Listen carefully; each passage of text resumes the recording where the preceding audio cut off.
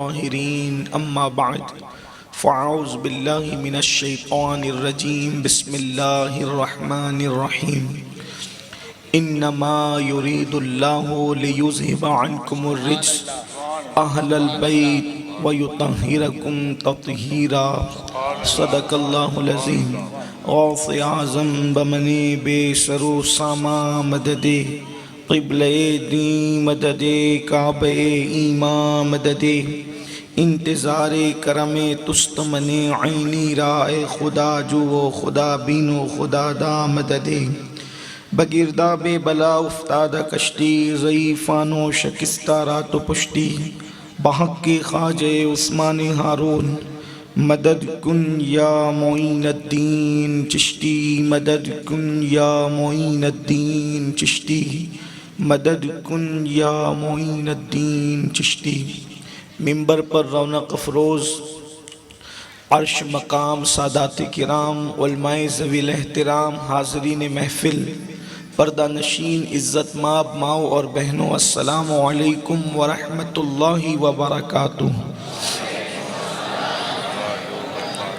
انتہائی احترام و عقیدت کے ساتھ اپنے اور ساری کائنات کی مرکز عقیدت انیس بے کساں چارہ ساز درد منداں ہم غریبوں کے غم گسار ہم فقیروں کی ثروت شہریار ارم تاجدار حرم نوبہار شفاعت شب اسرا کے دولہا نوشے بزم جنت دانائے سبل مولائے کل ختم الرسل خسرو خوباں سیاح لامکاں وجہ کن فکاں در اللہ المکنون سر اللہ المخزون عالم ما کانا وما یکون آب و گل انبیاء جانو دل اصفیاء مطلع ہر سعادت مقطع ہر سیادت خلاصہ کائنات فخر موجودات حضور احمد مجتبی محمد مصطفیٰ ارواحنا فدا صلی اللہ تعالی علیہ وآلہ وصحبہ وبارک وسلم کی بارگاہ بے کس پناہ میں جس طریقے سے پڑھاؤں بلند آواز سے میرے ساتھ مل کر پڑھیں الصلاۃ والسلام علیک یا رسول اللہ، الصلاۃ والسلام علیک یا نبی اللہ۔ آواز اور بلند ہو جائے، جتنا بڑا مجمع آواز بھی اتنی بلند ہو جائے۔ الصلاۃ والسلام علیک یا نبی اللہ، الصلاۃ والسلام علیک یا حبیب اللہ، وعلی آلک واصحابک یا نور اللہ، صلی اللہ تعالی علیہ وسلم۔ ذرے جھڑ کر تیری پیزاروں کے، ذرے جھڑ کر تیری پیزاروں کے تاج سر بنتے ہیں سیاروں کے، تاج سر بنتے ہیں سیاروں کے، اور ہم سے چوروں پہ جو فرمائے کرم، ہم سے چوروں پہ جو فرمائے کرم، خلعت زر بنے پشتاروں کے، خلعت زر بنے پشتاروں کے، اور تن من دھن تیرے قدم پر وارے، تن من دھن تیرے قدم پر وارے، کیا نصیبیں ہیں تیرے یاروں کے، کیا نصیبیں ہیں تیرے یاروں کے، اور صدق عدل و کرم و ہمت میں، صدق و عدل و کرم و ہمت میں چار سو شہرے ہیں ان چاروں کے، چار سو شہرے ہیں ان چاروں کے، اور بحر تسلیم علی میدان میں، بحر تسلیم علی میدان میں سر جھکے رہتے ہیں تلواروں کے، سر جھکے رہتے ہیں تلواروں کے، اور کیسے آقاؤں کا بندہ ہوں رضا، کیسے آقاؤں کا بندہ ہوں رضا، بول بالے میری سرکاروں کے، بول بالے میری سرکاروں کے۔ آج کی یہ محفل ہمارے سید پیر مشتاق باپو کے یہاں ان کے شہزادے اور ان کی دختر نیک اختر کے عقد مسعود کے موقع پر انعقاد پذیر ہے، اور باپو نے مجھے یہ حکم دیا ہے کہ آج کی محفل میں آپ کو پنجتن پاک کے فضائل پڑھنے کا شرف حاصل کرنا ہے۔ سبحان اللہ۔ شادی اور نکاح کی تقریب کا موقع ہے اور حکم ہے کہ میں پنجتن پاک کے فضائل آپ لوگوں کو پڑھ کر سناؤں اور اپنا سویا ہوا مقدر بھی جگاؤں، اور یہ شرف اللہ آپ کے نصیبے میں بھی عطا فرمائے، آمین۔ میرے پیارے آقا صلی اللہ علیہ وآلہ وسلم کے پیارے دیوانوں، یہاں پر بڑی تعداد میں عرش مقام سادات کرام بھی موجود ہیں، علماء کرام بھی موجود ہیں۔ اخلاقی فریضہ اور اہل سنت کا قدیم دستور ہے کہ جب بڑے بزرگ موجود ہوں تو ان کے نام بنام گفتگو کے آغاز میں حصول برکت کے لیے ذکر کیے جانے چاہیے، لیکن اتنے سادات موجود ہیں کہ پہلے ہی تاخیر ہو گئی۔ اگر میں سب کے نام لوں تو پھر مزید تاخیر ہوگی، لیکن سب ان شہزادوں کی نظر میں ایک دو شعر کرتا ہوں کہ ان شہزادوں کی شان کیا ہے۔ یہ نام کے محتاج نہیں ہے، تعریف کے محتاج نہیں، آل محمد تعریف کے محتاج نہیں، آل محمد پھولوں کو کبھی عطر لگایا نہیں جاتا، بے شک پھولوں کو کبھی عطر لگایا نہیں جاتا، اور محمد مصطفیٰ کے سب باغ کے، محمد مصطفیٰ کے باغ کے سب پھول ایسے ہیں، محمد مصطفیٰ کے باغ کے سب پھول ایسے ہیں، یہ بن پانی کے تر رہتے ہیں مرجھایا نہیں کرتے، بے شک یہ بن سبحان پانی اللہ۔ کے تر رہتے ہیں مرجھایا نہیں کرتے، اور یہ بزم میں ہے جام جم نہیں، یہ بزم میں ہے جام جم نہیں، یہاں کوئی کسی سے کم نہیں، شکار ماہ کے تسخیر آفتاب کروں، کسے میں ترک کروں کس کا انتخاب کروں۔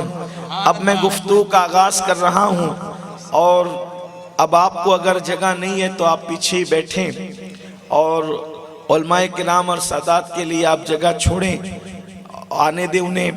اور میری گزارش ہے آپ سب سے کہ اب گفتگو شروع ہو رہی ہے، جو جہاں ہے وہیں پر بیٹھ جائے، رک جائے۔ اب اگر آپ ایک دوسرے کو پھلانگ کر آنا چاہیں گے تو شاید میرے لیے گفتگو کرنا مشکل ہوگا، اور جو لوگ پہلے آ گئے ان کے لیے آگے جگہ پر ہو گئی ہے، پیچھے اب جو آ رہے ہیں منتظمین سے میری گزارش ہے کہ انہیں وہیں بیٹھا دیں، اور ایک بار بلند آواز سے آپ درود شریف پڑھ لیں۔ اللہم صلی علی سیدنا نبینا مولانا محمد و اصحابہ وبارک وسلم، صلاۃ و سلام علیک یا رسول اللہ صلی اللہ علیہ وسلم۔ آپ عاشقوں کی طرح بلند آواز سے درود شریف پڑھنے، ایک مرتبہ آواز آ جائے، اللہم صلی علی سیدنا و مولانا محمد معزن الجود والکرم و آلہ و اصحابہ وبارک وسلم، صلاۃ و سلام علیک یا رسول اللہ۔ ایک بار اور بلند آواز سے درود شریف پڑھیں آپ۔ صلی اللہ علی النبی الامی والہ صلی اللہ علیہ وسلم، صلاۃ و سلام علیک یا رسول اللہ صلی اللہ علیہ وسلم۔ مہربانی کریں اب کوئی آگے نہ آئے اور کسی کو آگے نہ آنے دیں۔ اب آپ لوگ سب ایک بار جی لگائیں رسول اللہ کی طرف، اور ایک بار درود شریف حضور کی طرف جی لگا کر کے پڑھنے، اللہم صلی علی سیدنا و مولانا محمد معدن الجود والکرم و آلہ و اصحابہ وبارک وسلم، صلاۃ و سلام علیک یا جد الحسن والحسین۔ میرے پیارے آقا صلی اللہ علیہ وآلہ وسلم کے پیارے دیوانوں، اللہ تبارک و تعالیٰ نے انسان کے سینے میں دھڑکتا ہوا دل رکھا ہے، اور اس دل کی خصوصیت یہ ہے کہ وہ دل کسی سے پیار کرنا چاہتا ہے، وہ دل کسی سے محبت کرنا چاہتا ہے، وہ دل کسی سے الفت کرنا چاہتا ہے۔ یاد رکھیں کہ اگر اس دل کے اندر آپ جائز محبت نہیں ڈالو گے تو یہ دل ناجائز محبت کا شکار ہو جائے گا۔ دنیا کا دستور ہے کہ آپ کسی بھی چیز کی کوئی فطرت ہو، اور اگر اس کی فطرت کے مطابق اس کو غذا نہ ملے تو وہ غیر فطری طور پر جاتا ہے. جیسے مثال کے طور پر پانی کی فطرت میں بہنا ہے، پانی کی فطرت میں بہنا ہے، اب آپ اس کو بہنے کے لیے راستہ دے دیں تو وہ فطری طور پر بہے گا، لیکن فطری طور پر بہنے سے فائدہ یہ ہوگا کہ پھر اس سے لوگ پیئیں گے پانی، اس سے جو ہے وہ کھیتیاں جو ہے وہ سیراب ہوگی اور کھیتیوں کو پھر پھلنے پھولنے کا موقع ملے گا، یہی ہے. لیکن اگر آپ اس کو روک لگا دیں اور اس پانی کو آپ بہنے کے لیے راستہ نہ دیں تو وہ اپنا راستہ پھر ناجائز طور پہ خود ہی بنائے گا. کبھی دائیں سے نکلے گا، کبھی بائیں سے نکلے گا، کبھی آگے سے نکلے گا، کبھی پیچھے سے نکلے گا اور وہ بستیوں کو ویران کر دے گا. آپ نے فطرت کے مطابق راستہ دیا تو ویرانے آباد ہوں گے، اور اگر آپ نے اس کی فطرت پر بین لگا دیا تو پھر وہ آبادیوں کو ویرانوں میں تبدیل کر دے گا. یہی تو معاملہ ہے. آنکھیں قدرت نے دی ہے دیکھنے کے لیے، جائز منظر دو گے تو وہ گناہ سے رکی رہے گی، اور ورنہ اگر آپ نے اس کو جائز منظر نہ دیا تو پھر وہ ناجائز مناظر کی طرف دیکھے گی. مثال کے طور پر جائز منظر کیا تھا؟ ماں باپ کا چہرہ دیکھتے اسی آنکھ سے تو مقبول حج کا ثواب ملتا، گنبد خضرا دیکھتے تو دلوں کو قرار ملتا، مصحف قرآن دیکھتے تو نجات کی راہیں ہموار ہوتی. لیکن اگر یہ سب نہ دیکھیں، ناجائز مناظر کی طرف چلے جائیں تو کوئی پکچر کے پوسٹر دیکھے گا، کوئی اللہ اکبر تھرکتی ہوئی لڑکیوں کو دیکھے گا، نیم اوریاں لڑکیوں کو فلموں میں ناچتے دیکھے گا، تو انجام کیا ہوگا؟ اس کی آنکھ کے اندر جو ہے قیامت کے دن انگارے بھرے جائیں گے. دیکھو آنکھ وہی ہے، ماں کو دیکھا مقبول حج کا ثواب ملا، لڑکیوں کو ناچتے دیکھا، نیم اوریاں دیکھا، آدھی ننگی لڑکیاں ناچتے دیکھا تو اس کی آنکھوں میں آنکھ بھری جا رہی ہے. آنکھ آنکھ ہی ہے، دیکھنا دیکھنا ہی ہے. فرق کتنا ہے جائز اور ناجائز کا؟ میرے آقا علیہ السلام کے پیارے دیوانوں، ایسے یہ کان ہے، کان سننے کے لیے دیے ہیں. اس کان سے اگر تلاوت سنو تو راہ نجات ہموار ہوتی ہے، اور اسی کان سے اگر معاذ اللہ آپ جو ہے گانے سنیں گے تو حدیث پاک میں آیا میوزک سننے والوں کے کان میں سیسا پگھلا کر کے ڈالا جائے گا. اگر آپ کے بات سمجھ میں آ گئی تو کان اللہ نے دیے، آنکھ اللہ نے دی، زبان اللہ نے دی، یہ سب کچھ اللہ نے دیے اور اس کا استعمال دیا. لیکن استعمال فطری طور پہ کرو گے تو جنت کی طرف جاؤ گے، غیر فطری طور پہ کرو گے تو جہنم کی طرف جاؤ گے. اب اللہ نے دل دیا ہے، جیسے آنکھ کا کام دیکھنا ہے، جیسے کان کا کام سننا ہے، جیسے زبان کا کام بولنا ہے، ویسے دل کا کام ہے کسی سے پیار کرنا، کسی سے محبت کرنا، کسی سے الفت کرنا. اللہ اکبر. خدا اگر دل دے کر ایسے ہی چھوڑ دیتا تو کوئی کتے سے پیار کرتا، کوئی بلیوں سے پیار کرتا، کوئی گناہوں سے پیار کرتا، کوئی زنا کے اڈوں سے پیار کرتا، کوئی شراب کے اڈوں سے پیار کرتا، کوئی جرائم کے اڈوں سے پیار کرتا. بولو یہ سب ہوتا کہ نہیں ہوتا؟ مگر قربان جائیں، قدرت نے دل دیا تو دل پیدا کرنے سے پہلے دلدار پیدا کیے. اللہ اکبر. دل پیدا کرنے سے پہلے صاحب حسن و جمال پیدا کیے. آپ کو بتاؤں اللہ اکبر، گناہوں میں وہ حسن نہیں ہے جو یار میں حسن ہے. اللہ اکبر. جرائم میں وہ حسن نہیں ہے جو یار میں حسن ہے. اس لیے محبت کس سے ہونی چاہیے؟ یار سے ہونی چاہیے. اللہ اللہ. میرے آقا علیہ الصلوۃ و تسلیم کے پیارے دیوانوں، قدرت کے علم میں یہ بات ہے کہ دل کو حسن چاہیے، دل کو جمال چاہیے، تو اللہ نے سب سے زیادہ خوبصورت، سب سے زیادہ حسین و جمیل اپنے محبوب کو بنا کر کے بھیج دیا. دل والو، اگر تمہیں کوئی حسن چاہیے تو میرے محبوب کو دیکھو. میں نے محبوب کو کیسا حسن و جمال کا پیکر بنا کر بھیجا. آپ نے پنجتن کے فضائل پڑھنے کا حکم دیا. میں آغاز کرتا ہوں مصطفیٰ جان رحمت صلی اللہ علیہ وآلہ وسلم کی زندگی سے. اللہ اللہ. یہ محبت اگر کرنی ہے تو اللہ کے رسول فرماتے ہیں اپنے بچوں کو 3 چیزیں سکھاؤ. یہ اللہ کے رسول فرما رہے ہیں اپنے بچوں کو 3 چیزیں سکھاؤ. یعنی اپنے بچے کو KG میں ڈالنے سے پہلے، اپنے بچے کو نرسری میں ڈالنے سے پہلے، اپنے بچے کو مدرسے میں ڈالنے سے پہلے، اپنے بچے کو اسکول اور کالج میں ڈالنے سے پہلے اگر سکھانا ہے تو پہلے 3 باتیں سکھاؤ. اللہ کے رسول فرماتے ہیں سب سے پہلے اپنے نبی کی محبت سکھاؤ، اس کے بعد نبی کی اہل بیت کی محبت سکھاؤ، اس کے بعد قرآن کی تعلیم سکھاؤ. پتہ چلا آقا نے 3 باتیں سکھانے کا حکم دیا. اے ماں باپ بننے والوں، تمہارے گھر اولاد پیدا ہو اور تم اپنی اولاد کو اپنے لیے نجات کا ذریعہ بنانا چاہتے ہو تو پہلے سب سے پہلے 3 باتیں سکھاؤ، باپ دادا بعد میں سکھاؤ، پہلے نبی اور آل نبی کی محبت سکھاؤ، اسکول کالج بعد میں سکھاؤ، پہلے نبی اور آل نبی کی محبت سکھاؤ، اس کے بعد قرآن کی تعلیم سکھاؤ۔ اللہ اکبر۔ میں سوچ میں پڑ گیا، جب نبی کی محبت تھی تو آل نبی کی محبت کی کیا ضرورت تھی؟ اللہ اکبر۔ تو پھر بتایا جا رہا ہے نبی کی محبت کے بغیر کوئی مومن نہیں ہو سکتا، اور آل نبی کی محبت کے بغیر ایمان بچ نہیں سکتا۔ نعرہ تکبیر، نعرہ رسالت، ذکر تاجدار مدینہ۔ اللہ کے رسول فرماتے ہیں لا یؤمن احدکم حتی اکون احب الیہ بوالدہ وولدہ والناس اجمعین۔ تم میں کا کوئی اس وقت تک کہ کامل مومن ہو نہیں سکتا جب تک کہ مجھ محمد کی محبت اس کے ماں باپ سے زیادہ، اس کی اولاد سے زیادہ اور تمام لوگوں سے زیادہ نہ ہو جائے۔ تو اللہ اکبر، حضور کی محبت مومن بناتی ہے اور اہل بیت کی محبت ایمان بچاتی ہے۔ پتا چلا ایمان اگر سلامت لے جانا ہے قبروں میں تو پھر آل مصطفیٰ سے محبت کرنی پڑے گی، آل نبی سے محبت کرنی پڑے گی۔ اور یاد رکھنا، اللہ اکبر، ایمان پہ خاتمے کی کس کی گارنٹی ہے؟ نمازی کے لیے کوئی گارنٹی نہیں کہ نمازی مرے گا تو مومن مرے گا۔ کئی نمازی ایسے مرنے سے پہلے ان کا ایمان چھینا گیا، تاریخ میں پورے واقعات موجود ہے نا یہ بات؟ اللہ اکبر۔ کسی حاجی کے لیے ہے یہ بات کہ حاجی مرے گا تو مومن مرے گا، کسی ہے صائم کے لیے، روزے دار کے لیے ہے کہ وہ مرے گا تو مومن مرے گا؟ نہیں، کسی کے لیے ایمان پہ خاتمے کی گارنٹی نہیں ہے، مگر قربان جائیں، امام رازی اپنی تفسیر کبیر میں لکھتے ہیں کہ میرے آقا نے فرمایا کہ جو میری اہل بیت کی محبت میں مرے گا وہ ایمان پر دنیا سے جائے گا، اسی ایمان پر نہیں جائے گا بلکہ اللہ بستر پہ بھی اس کو موت آئے گی تو اللہ اس کو شہادت کا مرتبہ عطا فرمائے۔ نعرہ تکبیر، نعرہ رسالت، خاندان مصطفیٰ، شان اہل بیت۔ شہادت کا درجہ، بستر پہ مرے گا بھی تو شہادت کا درجہ۔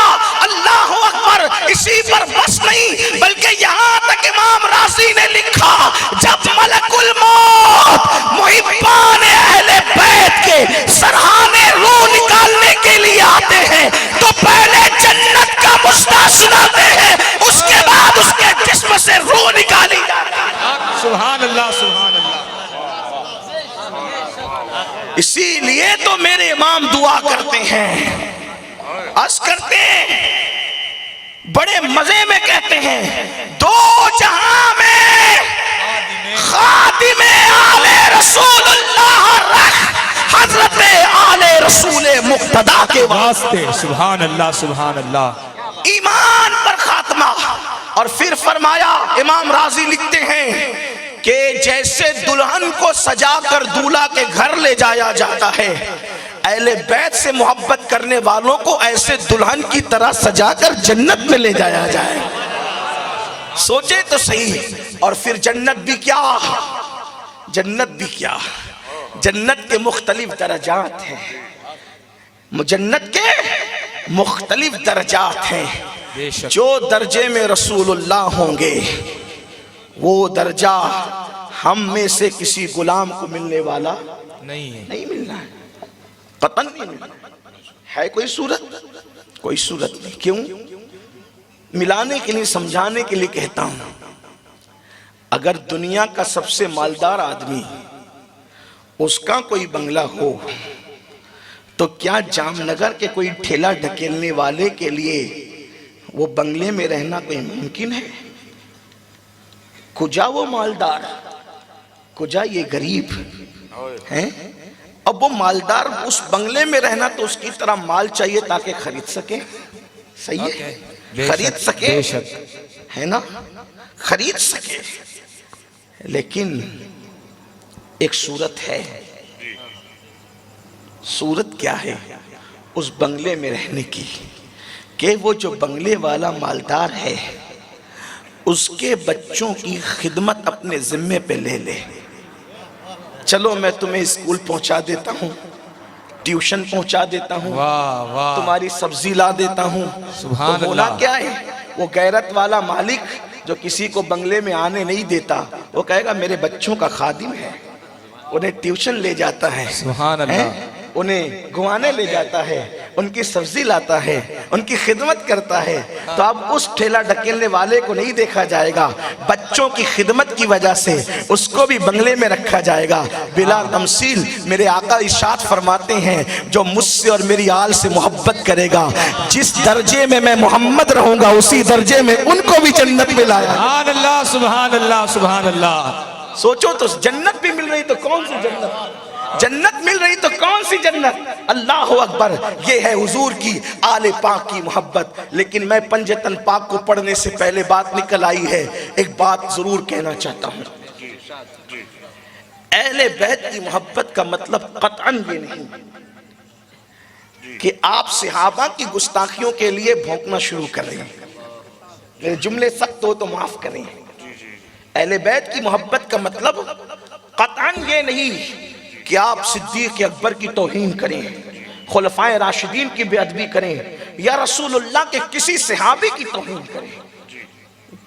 جو سچی بات ہے وہ یہ ہے کہ اہل بیت سے جتنی محبت میرے نبی کے اصحاب نے کی ہے اتنی محبت کوئی کر ہی نہیں سکتا. بے شک حق ہے حق ہے. اور اہل بیت کی محبت کی جو احادیث آئی ہیں وہ ہمیں سب حضور کے صحابہ سے آئی ہے، خلفائے راشدین سے آئی ہے.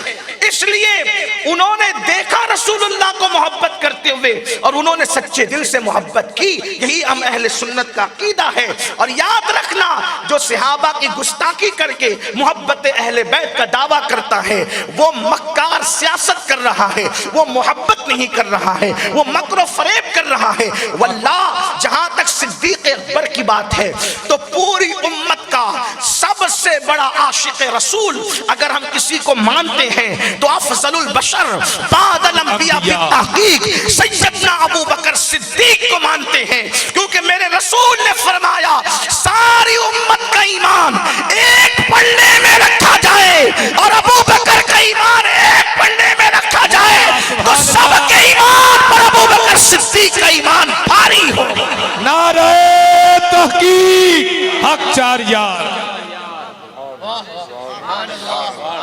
انہوں نے دیکھا رسول اللہ کو محبت کرتے ہوئے اور انہوں نے کیا. امام حسن مجتبیٰ کو سیدنا ابو بکر صدیق اپنے کندھے پہ لے کر مدینے کی گلیوں میں گھوما کرتے تھے. کسی نے پوچھا ابو بکر یہ کیا کر رہے ہو کہ تم علی کے بیٹے کو کندھے پہ اٹھا کر کے گھوم رہے ہو؟ لوگوں کو تکلیف ہے کہ علی کا بیٹا اتنے بڑے بڑوں کے کندھے پہ نظر کیوں آ رہا ہے. ہر دور میں بڑوں نے علی کی اولاد کو کندھے پہ اٹھایا. سبحان اللہ. مدینے کے صدیق سے لے کر بریلی کے مجدد تک سبحان اللہ. اولاد علی کو سب نے کندھوں پہ اٹھایا. شرط یہ ہے کہ وہ سچائی کریں. جو سچے تھے انہوں نے اٹھایا، جو کچے تھے ان کو تو بخار آیا کہ ہم ان کے احترام کیسے کریں. ہمارے پاس تو یہ ڈگری، ہمارے پاس تو وہ ڈگری ہے. جو سچے ہوتے ڈگریاں نہیں دیکھتے، وہ خون مصطفیٰ کی نسبت دیکھتے. سبحان اللہ سبحان اللہ. حق ہے. صدیق اکبر انبیاء کے بعد سب سے بڑا مرتبہ اگر کسی کا ہے اللہ کی مخلوق میں تو وہ حضرت ابو بکر صدیق ہے. انسانوں میں صدیق اکبر ہے. اس عقیدے کا اعلان کرنے میں ہمیں کوئی دشواری نہیں. کوئی ناراض ہوتا ہے تو ہوتا رہے، کیونکہ ہم اپنے بزرگوں کے عقیدے کے پابند ہیں. ہم کسی نئے عقیدے کو نہیں مانتے، اس لیے کہ کوئی نیا عقیدہ ہمارے بزرگوں کے عقیدے کے مقابلے میں حیثیت کیا رکھتا. اسی لیے تو محررہ مقدسہ ہو یا کہ چوچے مقدسہ ہو سبحان یا اللہ. غریب نواز بلند پرواز رضی اللہ تعالیٰ عنہ کے نظریات اور ان کے قائد ہوں یا غوث پاک کا فرمان ہو، سب میں وہی ہے جو سواد اعظم کا عقیدہ ہے. اور کہ چوچا شریف سے تو حضرت حضور محدث اعظم کی آواز یوں آتی، کہتے ہیں مرتبہ حضرت صدیق کا یہ ہے سید. مرتبہ حضرت صدیق کا یہ ہے سید. ہر فضیلت کے وہ جامع ہیں نبوت کے سوا. سوا ہے۔ بے شک حق ہے، سبحان اللہ سبحان اللہ۔ الحمدللہ، اسی لیے ہم سنی جب بھی فضائل صحابہ پڑھتے تو دل کھول کے پڑھتے ہیں، اور جب فضائل اہل بیت بھی پڑھتے ہیں تو دل کھول کے پڑھتے ہیں، اس لیے کہ دونوں سے غلامی کا رشتہ ہے۔ تو صدیق اکبر اپنے کندھوں پر امام حسن مجتبیٰ کو لے کر مدینے کی گلیوں میں گھوم رہے ہیں۔ کسی نے پوچھا ابو بکر کیا کر رہے ہو؟ علی کے بیٹے کو کندھے پہ اٹھا رکھا ہے، تو جواب دیتے میں کیا کر رہا ہوں؟ جو میں نے اپنے نبی مصطفیٰ جان رحمت کو کرتے دیکھا ہے وہی تو میں بھی کر رہا ہوں۔ سبحان اللہ۔ لوگ کہتے ہیں مسواک کرنا سنت ہے، بہت اس پہ پابندی ہونی چاہیے، امامہ باندھنا سنت ہے، اس کی پابندی ہونی چاہیے، داڑھی رکھنا سنت ہے، اس کی پابندی ہونی چاہیے۔ میں کہتا ہوں بالکل صحیح، میں بھی اسی کی تبلیغ میں لگا ہوں، اللہ قبول فرمائے، لیکن اہل بیت سے محبت کرنا یہ بھی تو نبی کی سنت ہے۔ بے شک حق ہے۔ کیا یہ سنت مصطفیٰ نہیں ہے؟ یہ حضور کی سنت نہیں ہے؟ اور یہ تو ایسی سنت ہے لوگوں نے دیکھا ہے۔ تو عرض یہ کر رہا تھا حضور سے، ان کی آل پاک سے محبت کا صلہ کیا ہے، لیکن انسان سوچتا ہے یار چلے محبت کرے، کوئی خوبی تو ہونی چاہیے۔ اللہ کے رسول فرماتے ہیں نبی سے محبت سکھاؤ اپنی اولاد کو، اہل بیت سے محبت سکھاؤ، قرآن کی تعلیم سکھاؤ، کوئی خوبی تو ہونی چاہیے۔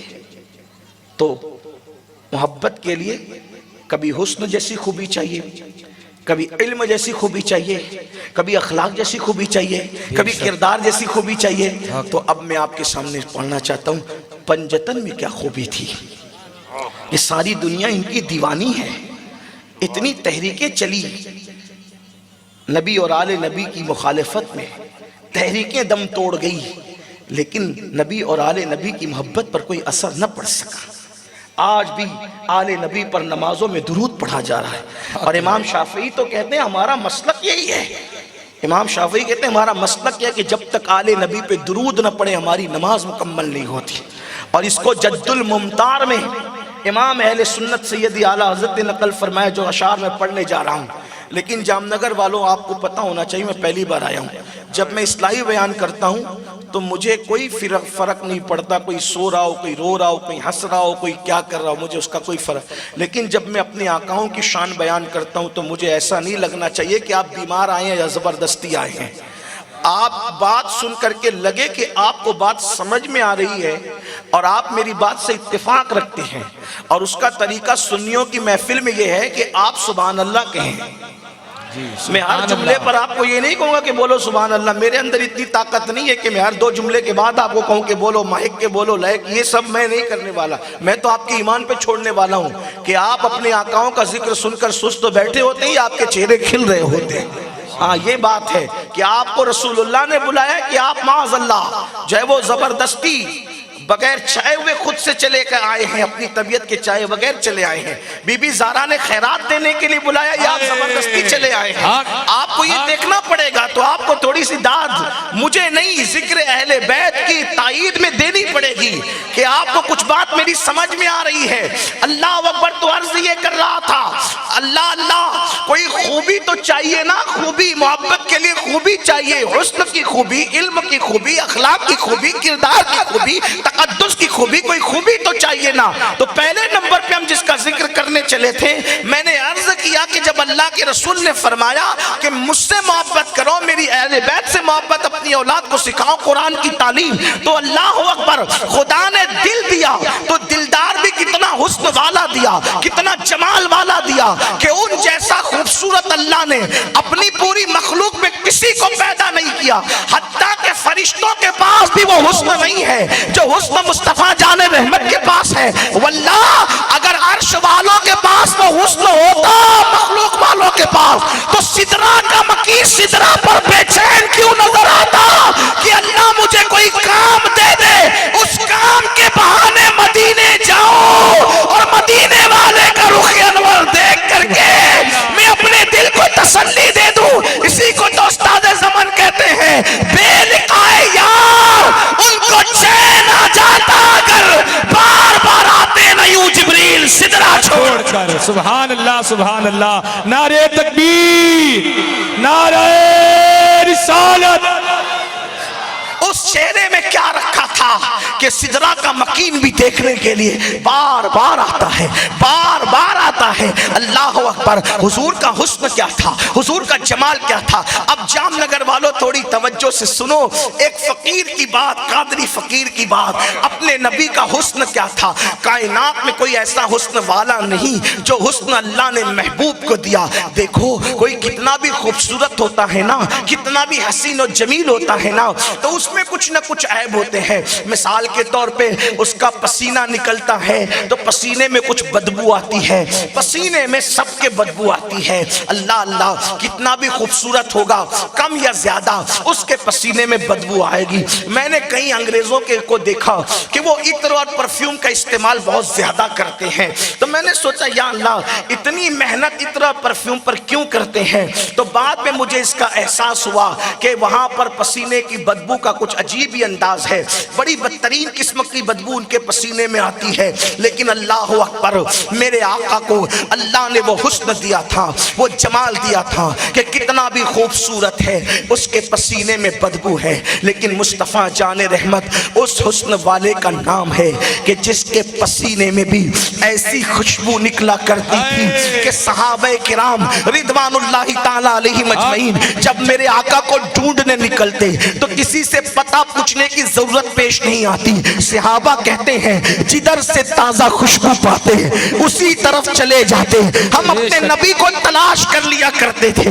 اسی کو میرے امام کہتے ہیں، کیا مہکتے ہیں مہکنے والے، کیا مہکتے ہیں مہکنے والے، بو پہ چلتے ہیں بھٹکنے والے، جگمگا اٹھی میری گور کی خاک تیرے قربان چمکنے والے، اور حسن تیرا سا نہ دیکھا نہ سنا، حسن تیرا سا نہ دیکھا نہ سنا۔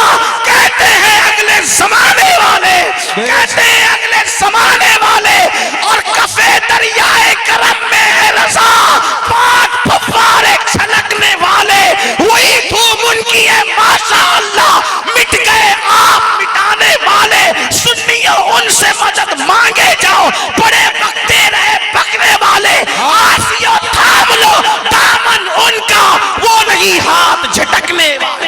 نعرہ تکبیر،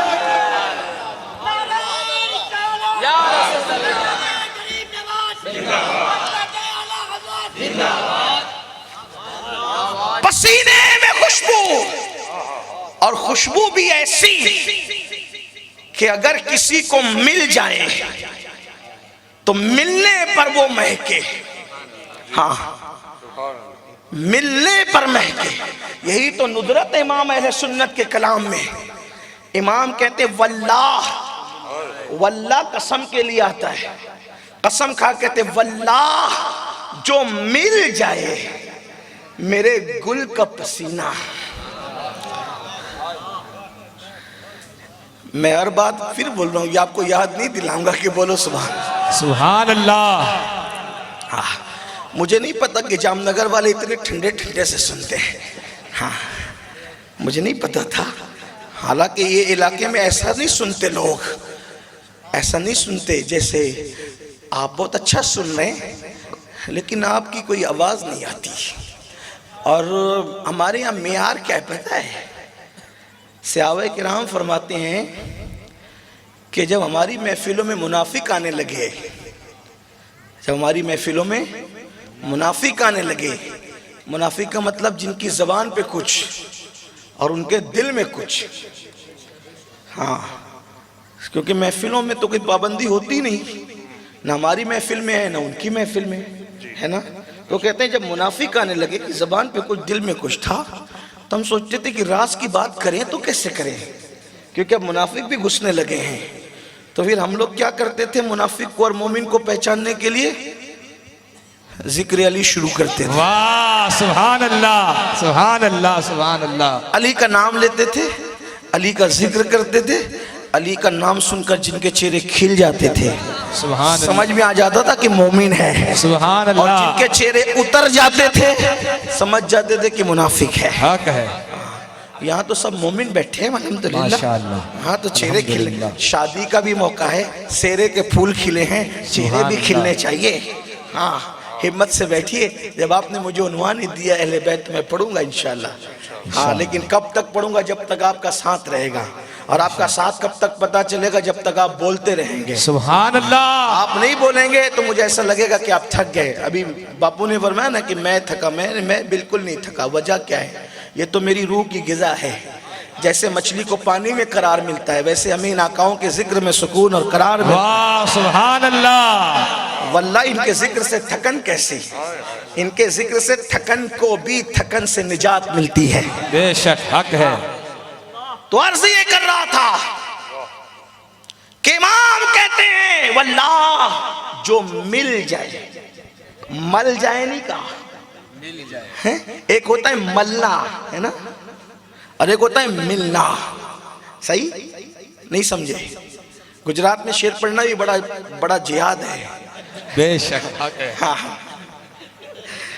اس کی وجہ یہ ہے کہ لکھنؤ دلی میں پڑھو تو لوگ جلدی سمجھتے ہیں یہ گجرات کی زمین ہے، لیکن میں سمجھتا ہوں کہ وہاں سے زیادہ یہاں بھی سمجھتے ہیں۔ کیوں؟ اس لیے کہ زبان اجنبی ہے لیکن جذبات اجنبی نہیں ہے۔ بے شک حق ہے۔ صحیح ہے؟ دیکھو مل جانا کس کو کہتے ہیں؟ یہ خوشبو ہے، یہ میں نے باپو کو دے دی، سہیل باپو کو مل گیا۔ کیا فائدہ ہوا ان کا؟ کیا فائدہ ہوا؟ کچھ نہیں ہوا، یہ جیسے کہ ویسے ہی رہے، ملی خوشبو۔ لیکن اب یہ ملنے کے ساتھ یہ ملنا ہوا تو الحمدللہ۔ ہاں یہ ہو گیا۔ آس پاس والوں کو خوشبو آ رہی ہے کہ نہیں آ رہی ہے؟ ہاں تو ملنے اور ملنے میں فرق یہ ہے۔ اب میرے امام کہتے ہیں خوشبو ملنے پر کوئی فائدہ نہیں ہوتا سوائے مال بڑھنے کے، ہے نا؟ جب تک ملے نہیں تو کام نہیں چلتا۔ لیکن یہ دنیا کی خوشبو ہے، یہ پھولوں کی خوشبو ہے، یہ عطر کی خوشبو ہے، یہ سندل اور مشک و عنبر کی خوشبو ہے کہ ملے تو مال بڑھے کوئی فائدہ نہ ہو، لیکن یہ مصطفیٰ جان رحمت کے پسینے کی خوشبو ہے۔ ہوتا کیا ہے؟ واللہ جو مل جائے میرے گل کا پسینہ، مانگے نہ کبھی عطر نہ پھر چاہے دلہن پھول۔ ان کی خود کے پسینے کی خوشبو ملے تو دلہن نہ کبھی عطر چاہے نہ کبھی پھول چاہے، یعنی ملنے پہ دلہن مہک جاتی ہے، اور ملنے پہ کیا ہوتا ہے؟ ملنے پہ دلہن مہکتی ہے، اور اگر مل دے تو اس کی ساری نسلیں مہک جایا کریں۔ سبحان اللہ سبحان اللہ۔ یہ حضور کی شان ہے۔ ایسے حسن والے ہمارے حضور ہیں، ایسے جمال والے ہمارے حضور ہیں۔ اور اللہ اللہ اگر ان کے بالوں کی بات کروں تو حضور کی زلفیں بڑی ہوا کرتی تھی، کبھی کانوں تک ہوتی تھی، نصف کانوں تک، کبھی کانوں کی لو تک ہوتی تھی، کبھی کندھوں کو چومتی تھی۔ اللہ اللہ میرے امام یہاں بھی فکر پیش کرتے ہیں، کہتے ہیں جب ان کی زلفیں کانوں تک ہوتی تھی تو اشارہ کرتی تھی اے آسیو گھبرانا نہیں، تمہاری فریاد کوئی سنے نہ سنے، یہ مصطفیٰ جان رحمت کے کام تو کان تمہاری فریاد سننے کے لیے ہے۔ اور جب کندھوں تک آتی تھی تو گویا آسیو کو اشارہ کرتی تھی گنہگاروں تمہارا بوجھ کوئی اٹھائے نہ اٹھائے، یہ کندھے تمہارا بوجھ اٹھانے کے لیے کافی ہے۔ سبحان اللہ سبحان اللہ۔ ان کی زلفوں میں بھی اشارے تھے، تو بڑی زلفیں تھی حضور کی، کبھی کندھوں تک کبھی شانوں تک۔ تو جس کے بال بڑے ہوتے ہیں اس کے لیے مسائل بھی بڑے ہوتے ہیں، اگر دھیان نہ دیں تو بال بکھر جاتے ہیں، اور جب بکھر جاتے ہیں تو اچھا والا آدمی اچھا نہیں لگتا، خوبصورت آدمی بھی عجیب عجیب سا لگتا ہے۔ بلکہ آپ کو اگر میں اپنے ذوق کے مطابق بتاؤں، شورا اور ادبا کے مطابق بتاؤں، تو آپ کو پتا چلے گا کہ آدمی کے اگر بال سنورے تو ایسا لگتا ہے کہ چلو ٹھیک ٹھاک شریف آدمی ہے، لیکن نیند سے اٹھ کر کے اگر نیند میں اس کے بال بکھر جائیں تو ایسا لگتا ہے جیسے کسی چڑیا کے گھونسلے پر کسی باز نے حملہ کر دیا ہے۔ ایسا لگتا ہے کہ نہیں؟ خوبصورت آدمی بھی بڑا عجیب عجیب لگتا ہے۔ نیند سے اٹھنے کے بعد سونے کا اثر سب پہ لگتا ہے، نیند سے اٹھنے کے بعد آنکھوں پر نیند کا اثر سب پہ لگتا ہے۔ کبھی نیند میں کے اندر آنکھ میں کیچڑ آ جاتا ہے، کبھی آنکھوں پر ملال آ جاتا ہے، کبھی چہرہ اترا اترا ہوتا ہے، آواز پہ بھی اثر ہوتا ہے۔ لوگ نیند سے اٹھنے کے بعد دیکھو بیمار ہے حضرت، نہیں بھائی بیمار نہیں، ابھی سو کے اٹھا ہوں، یعنی چہرے پہ اثر لگتا ہے۔ مگر میرے نبی کا حسن وہ تھا، میرے نبی کا جمال وہ تھا۔ حضور جب سو کر کے اٹھا کرتے تھے، حضور جب نیند سے بیدار ہوا کرتے تھے تو میرے آقا پر نیند کا اثر کبھی چہرے سے ظاہر نہیں ہوتا تھا، بلکہ نیند سے اٹھتے تھے تو ایسا لگتا تھا جیسے کسی نے آنکھوں میں سرما لگا کر زلفوں کو سنوار کر کے میرے آقا کو دولہے کی طرح تیار کر دیا ہو۔ اور سونے میں نیند کی حالت میں بھی، نیند کی حالت میں بھی سنیو، میرے نبی کی کی زلفیں کبھی بکھرا نہیں کرتی تھی، حضور کی زلفیں کبھی نیند میں بھی نہیں بکھری۔ میرے امام اس کا راز یوں بیان کرتے ہیں، کہتے ہیں اللہ اکبر، یوں فرماتے ہیں شان پنجے قدرت، سبحان حضور کی زلفیں کیوں نہیں بکھری؟ تو کہتے ہیں شان پنجے قدرت، تیرے بالوں کے لیے کیسے ہاتھوں نے سنوارے ہیں۔ تمہارے گیسو، کسی کے گیسو ماں سنوارتی ہے، کسی کے گیسو باپ سنوارتا ہے، کسی کے گیسو بھائی سنوارتا ہے، لیکن میرے نبی کے گیسو وہ تھے جس کو دست قدرت نے سنوارے تھے، جو کبھی بکھرا ہی نہیں کرتے تھے۔ اللہ اللہ، شان پنجے قدرت، تیرے بالوں کے لیے کیسے ہاتھوں نے سنوارے ہیں تمہارے گیسو۔ اور جب ان ہاتھوں نے گیسو سنوارے تو کیا ہوا؟ بھینی خوشبو سے مہک جاتی ہے گلیاں، واللہ کیسے پھول پھولوں میں بسائے ہیں تمہارے گیسو۔ اور جب حضور سر میں تیل لگاتے تھے تو اتنا لگاتے تھے کہ زلفوں سے تیل کے قطرے ٹپکتے تھے۔ اس کا تصور کر کے میرا امام کہتے ہیں تیل کی بوند ٹپکتی نہیں بالوں سے رضا، تیل کی بوند ٹپکتی نہیں بالوں سے رضا، صبح عارس میں لٹاتے ہیں ستارے گیسو، صبح عارس میں لٹاتے ہیں ستارے گیسو۔ سوچو جس کی زلفیں کبھی نہ بکھری، نیند کا اثر جس کے چہرے پہ کبھی ظاہر نہ ہوا، وہ حضور کا حسن تھا۔ میں اس سے زیادہ کیا پڑھ سکتا ہوں، لیکن ایک بات پڑھ کر آگے بڑھتے ہیں، کیونکہ عنوان ابھی آگے بہت بڑا ہے۔ ابھی عنوان باپو کہتے پنجتن پاک پڑھو، میں تو کہتا ہوں کہ ایک ہی گل کی خوشبو ایسی ہے سبحان اللہ، کہ سب کو ڈھانپ لے، زمانہ اسی پہ دیوانہ ہے۔ لیکن پڑھتا ہوں ایک بات، اور عنوان کی طرف ہم چل چکے ہیں، لیکن کسی دوسری شخصیت کی طرف قدم اپنی عقیدتوں کا، محبتوں کا، خراج کا بڑھاتے ہیں کہ کتنے خوبصورت تھے حضور۔ ایک پڑھتا ہوں بات، ابھی سمجھ میں آئے گی۔ ایک بار اماں عائشہ نے پوچھ لیا، سبحان اللہ، اماں عائشہ وہ سوال کر لیتی تھی جو کوئی نہیں کر پاتا تھا، اسی لیے ہمارے عقیدے میں اماں عائشہ کو محبوبائے محبوب رب العالمین کہتے ہیں۔ سبحان اللہ، سبحان اللہ، یہ وہ خاتون ہے جن کے بستر پہ قرآن نازل ہوتا۔ سبحان اللہ، دنیا میں کوئی خاتون کو یہ رتبہ نہ ملا جو میری امی جان سیدہ عائشہ صدیقہ کو نصیب ہے، جس کے بستر پہ قرآن نازل۔ ہماری ماؤں کی عظمتیں قربان ہیں ان کے قدموں پر، جس کے بستر پہ قرآن۔ میں تو لوگوں کو کہتا ہوں بستر عائشہ رشک طور ہے، بستر عائشہ رشک طور ہے، اس اعتبار سے کہ طور پر موسیٰ جاتے ہیں اور توریت آتی ہے، اور بستر عائشہ پر جان موسیٰ آتے ہیں اور قرآن نازل ہوتا ہے۔ سبحان اللہ، سبحان اللہ، کہاں موسیٰ کہاں جان موسیٰ، محمد الرسول اللہ۔ تو اماں عائشہ صدیقہ نے پوچھا کہ یا رسول اللہ آپ زیادہ خوبصورت ہیں یا یوسف زیادہ خوبصورت تھے؟ آپ زیادہ خوبصورت ہیں یا یوسف زیادہ دیکھو حضور اپنے چہرے پر، حضور جب تشریف لائے تو کوئی کپڑے کا نقاب وغیرہ نہیں ڈالتے تھے، لیکن ہمارے بزرگوں نے فرمایا میرے نبی کو اللہ نے اس حالت میں بھیجا کہ ان کی حقیقت پر 70,000 اپنی غیرت کے پردے ڈال کر کے بھیجے، یعنی محبوب کو لوگوں سے چھپا دیا، کوئی ان کو دیکھ نہ سکا، ان کی حقیقت کو دیکھ نہ سکا، اسی لیے ان کی حقیقت کو ان کے رب کے سوا کوئی نہیں جانتا۔ تو اماں عائشہ پوچھتی یا رسول اللہ آپ زیادہ خوبصورت ہیں یا یوسف؟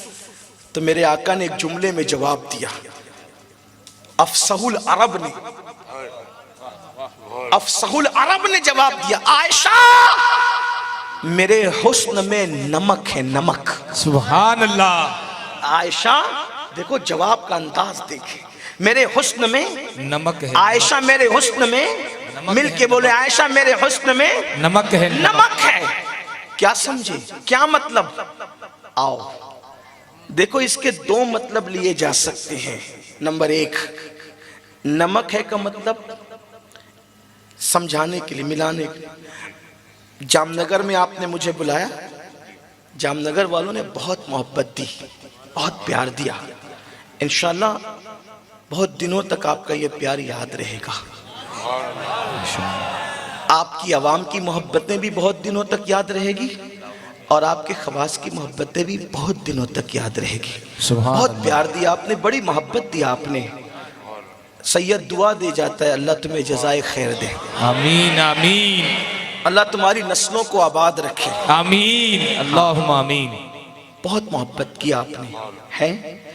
ابھی تک تو ہم نے کھانا نہیں کھایا, مغرب بعد ناشتہ کرایا, پھر نیند سے اٹھے پھر ناشتہ لا کے رکھا, لیکن حاجت نہیں تھی, تم نے کہا کہ چائے پی لیں گے بس اور کچھ نہیں, چائے پی کر آئے. اب شاید ایسی امید لگتی ہے کہ بیان کے بعد کھانا ملے گا, شاید ہی جو محبت اس سے تو لگتا ہے کہ یقیناً ملے گا.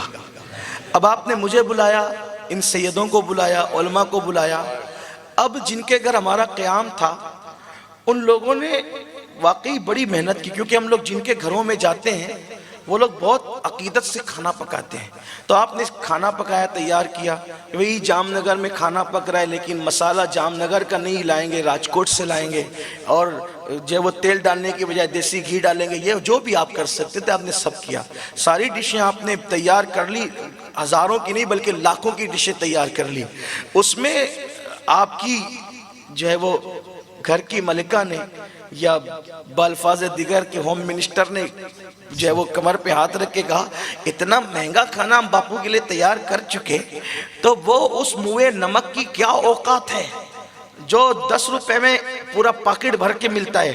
جب ہم نے دیسی گھی ڈالا, اتنے قیمتی مسالے ڈالے, مرچ ڈالی, یہ ڈالا وہ ڈالا, ہم نمک نہیں ڈالیں گے, بغیر نمک کے کھانا بنائیں گے. بنا کھانا دسترخوان پہ آیا, منہ میں لقمہ گیا. سب شریف لوگ کھانے آئے تھے, منہ سے تو کچھ نہ کہا, ایک دوسرے کو اشارہ کرنے لگے, کیا نمک نہیں ہے؟ واہ واہ سبحان ہے نا, بولو ہوتا ہے کہ نہیں؟ نمک نہیں ہے. ارے گھی نہ ہو تو لوگوں کو احساس نہیں ہوتا کہ ہے کہ نہیں, حق ہے. تیل نہ ہو احساس نہیں ہوتا ہے کہ نہیں, کیونکہ ان چیزوں کا آلٹرنیٹ موجود ہے. ان کی کمی کوئی نہ کوئی پوری کر دیتا ہے. تیل کی کمی گھی پوری کرے گا, گھی کی تیل کرے گا, دونوں نہ ہو تو چربی پوری کر دے گی. بتانے کو الگ الگ چیزیں, میں ابھی کوئی باورچی نہیں ہوں کہ میں آپ کو ساری تفصیل بتاؤں, لیکن جتنا سمجھا سکتا ہوں اتنا تو سمجھا رہا ہوں کہ کوئی بھی چیز کھانے میں آپ ڈالیں, اگر آپ گوشت نہیں ڈالنا چاہتے, سویابین اس کی کمی پوری کر دیتا ہے.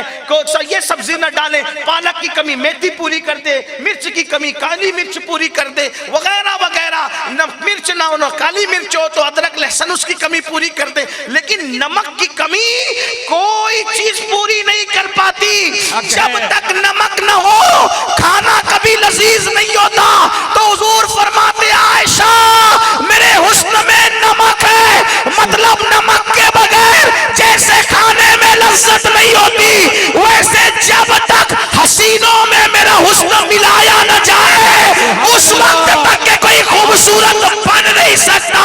جتنے بھی حسن والے ہیں سب میں میرا حسن ملایا گیا ہے, میرے حسن کی خیرات دی گئی ہے, اسی لیے حسن والے ہیں. تو یوسف جو خوبصورت دکھتے ہیں ان کے حسن میں محمد کے حسن کی ملاوٹ ہے, اسی لیے وہ خوبصورت ہے. چاند خوبصورت ہے, اس میں حسن مصطفیٰ کی ملاوٹ ہے. ستاروں کی انجمن خوبصورت ہے, اس میں حسن مصطفیٰ کی ملاوٹ ہے. گرتے ہوئے آبشار خوبصورت ہے, اس میں حسن مصطفیٰ کی ملاوٹ ہے. پھول خوبصورت ہے, اس میں حسن مصطفیٰ کی ملاوٹ ہے.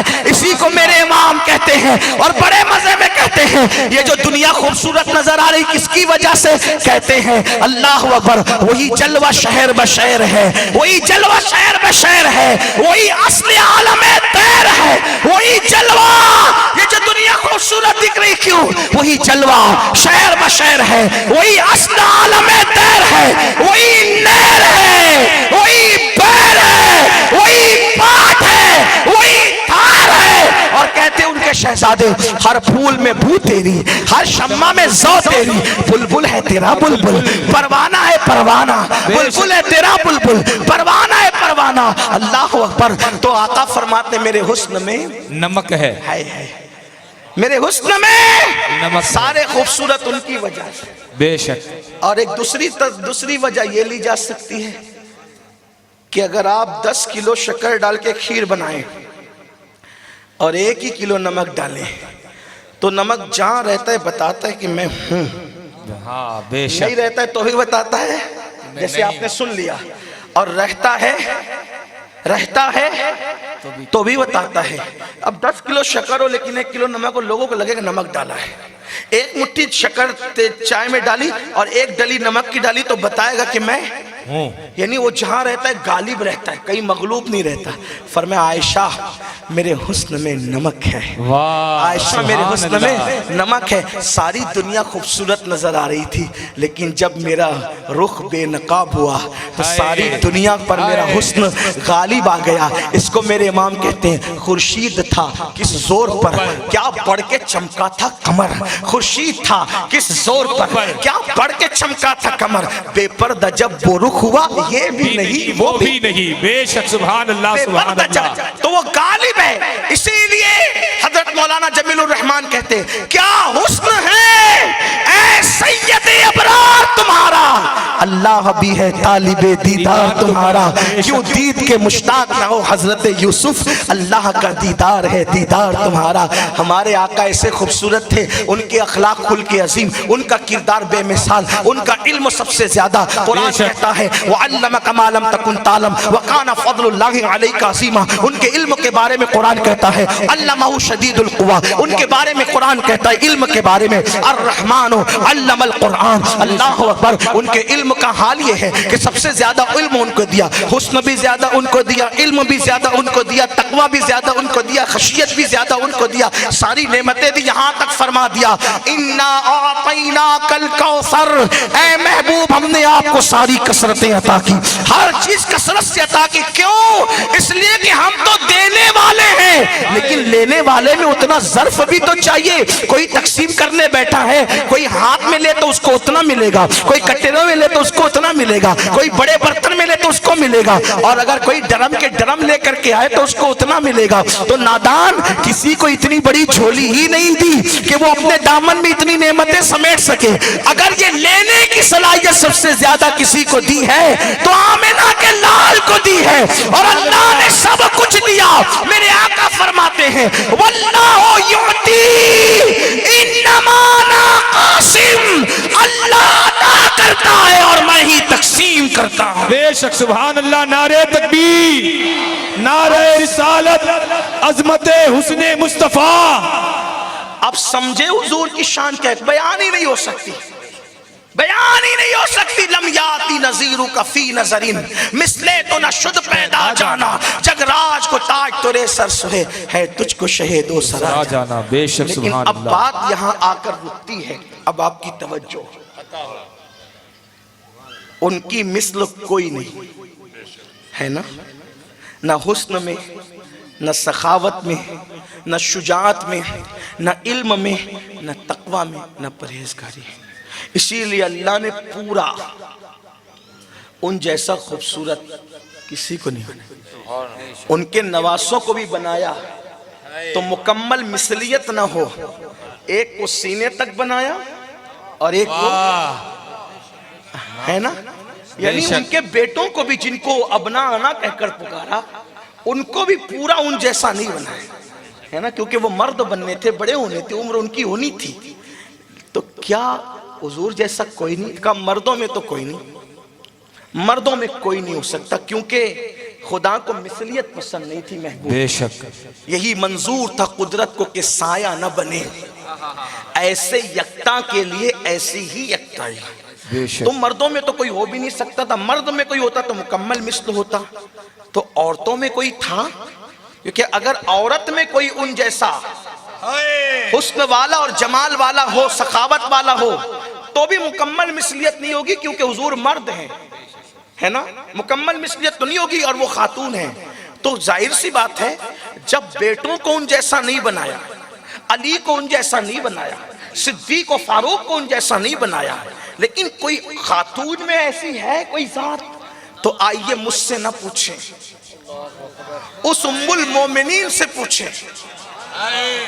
اس ام المومنین سے پوچھیں جس کو ہم اپنے عقیدے میں مفتی 4 ملت کہتے ہیں. سبحان اللہ. مفتی 4 ملت، ہاں مفتی 4 ملت. محبوبہ محبوب رب العالمین نبی آپ نے سنا جس کے بستر پہ قرآن نازل ہو منافقین جھوٹا الزام مشہور کر دیں تو جس کی شان میں سورہ نور کی آیتیں نازل ہوں شمع دل مشکات تن سینہ زجاجہ نور کا تیری صورت کے لیے آیا ہے سورہ نور کا. اب سنیوں سنو ام المومنین سیدہ طیبہ طاہرہ عائشہ صدیقہ فرماتی ہے کہ میں نے رسول اللہ کی طرح کسی کو نہیں دیکھا سوائے فاطمہ بنت محمد کو چلنے میں اٹھنے میں بیٹھنے میں سیرت میں صورت میں ان کو دیکھتی تھی کہ فاطمہ اپنے بابا کی مکمل شبیہ تھی. نعرہ تکبیر، نعرہ رسالت، ذکر سیدہ کائنات. ان کا حسن بالکل ان کے بابا کی طرح. لیکن یہاں بھی مثلیت نہیں ثابت ہوتی کیونکہ وہ خاتون ہیں، ہے نا. میری بات کا جام نگر والوں غلط مطلب مت لینا، مفہوم مخالف مراد مت لینا. ہم حضور کی مثلت کسی کو نہیں مانتے. میرے اندر ہمت کہاں تھی اگر ام المومنین کا فرمان سامنے نہ ہوتا. ام المومنین کہتی صورت بابا کی طرح، سیرت بابا کی طرح، سخاوت بابا کی طرح، چلنا بولنا بھی بابا کی طرح تھا ان کے. میں نے حضور کی طرح انہی کو دیکھا سیرت و صورت میں. اللہ اکبر. وہ بولتی تھی تو ایسے ان کے بابا کے بولنے کا لہجہ یاد آتا تھا. وہ چلتی تھی تو ایسے بابا کے چلنے کا لہجہ یاد آتا تھا. ان کی سخاوت سے ان کے بابا کی سخاوت یاد آتی تھی. کیسی سخاوت تھی اللہ اللہ، وہ کیسی سخی تھی اللہ اللہ. ایک مرتبہ اللہ اکبر، ایک مرتبہ اللہ اکبر، ایک سائل آتا ہے اور سائل آتا ہے، ذرا توجہ سے سننا. ایک سائل آتا ہے اور آنے کے بعد کہتا ہے یہ اے محمد عربی مسلمان نہیں، مجھے بھوک لگی ہے، مجھے کھانا کھلائیے. سرکار کے یہاں اس وقت بظاہر دینے کے لیے کچھ نہیں تھا. اور ان باتوں میں حکمت یہ ہوتی ہے کہ کسی بڑی ہستی کے ذریعے کسی کی فضیلت سمجھانی ہوتی ہے نا. ایسا ہوتا ہے. حضرت موسیٰ کو خضر کے پاس بھیجا تاکہ خضر کی اہمیت پتہ چل جائے. کوئی یہ نہ کہے کہ حضرت موسیٰ کی توہین ہو گئی. میرے عزیز توہین نہیں ہوئی، خضر کی اہمیت بتائی گئی موسیٰ کو بھیج کر کہ جب موسیٰ جیسے جاتے ہیں تو ان کی اہمیت کیا ہوگی. حالانکہ قطعاً حضرت خضر کا درجہ حضرت موسیٰ سے بڑا نہیں ہے نا، لیکن کسی کو کسی کے پاس بھیج کر اہمیت بتائی جائے نا. بات تھوڑا آپ کو مجھے ذرا سا سمجھانا پڑے گا. حالانکہ تقریر کا تسلسل اس سے ٹوٹتا ہے، لیکن میری مجبوری آج کل یہ ہو گئی ہے کہ مجھے تھوڑی وضاحتیں کرنی پڑتی ہیں کیونکہ کوئی میری گفتگو کو سننے آتا ہے، کوئی سونگنے آتا ہے.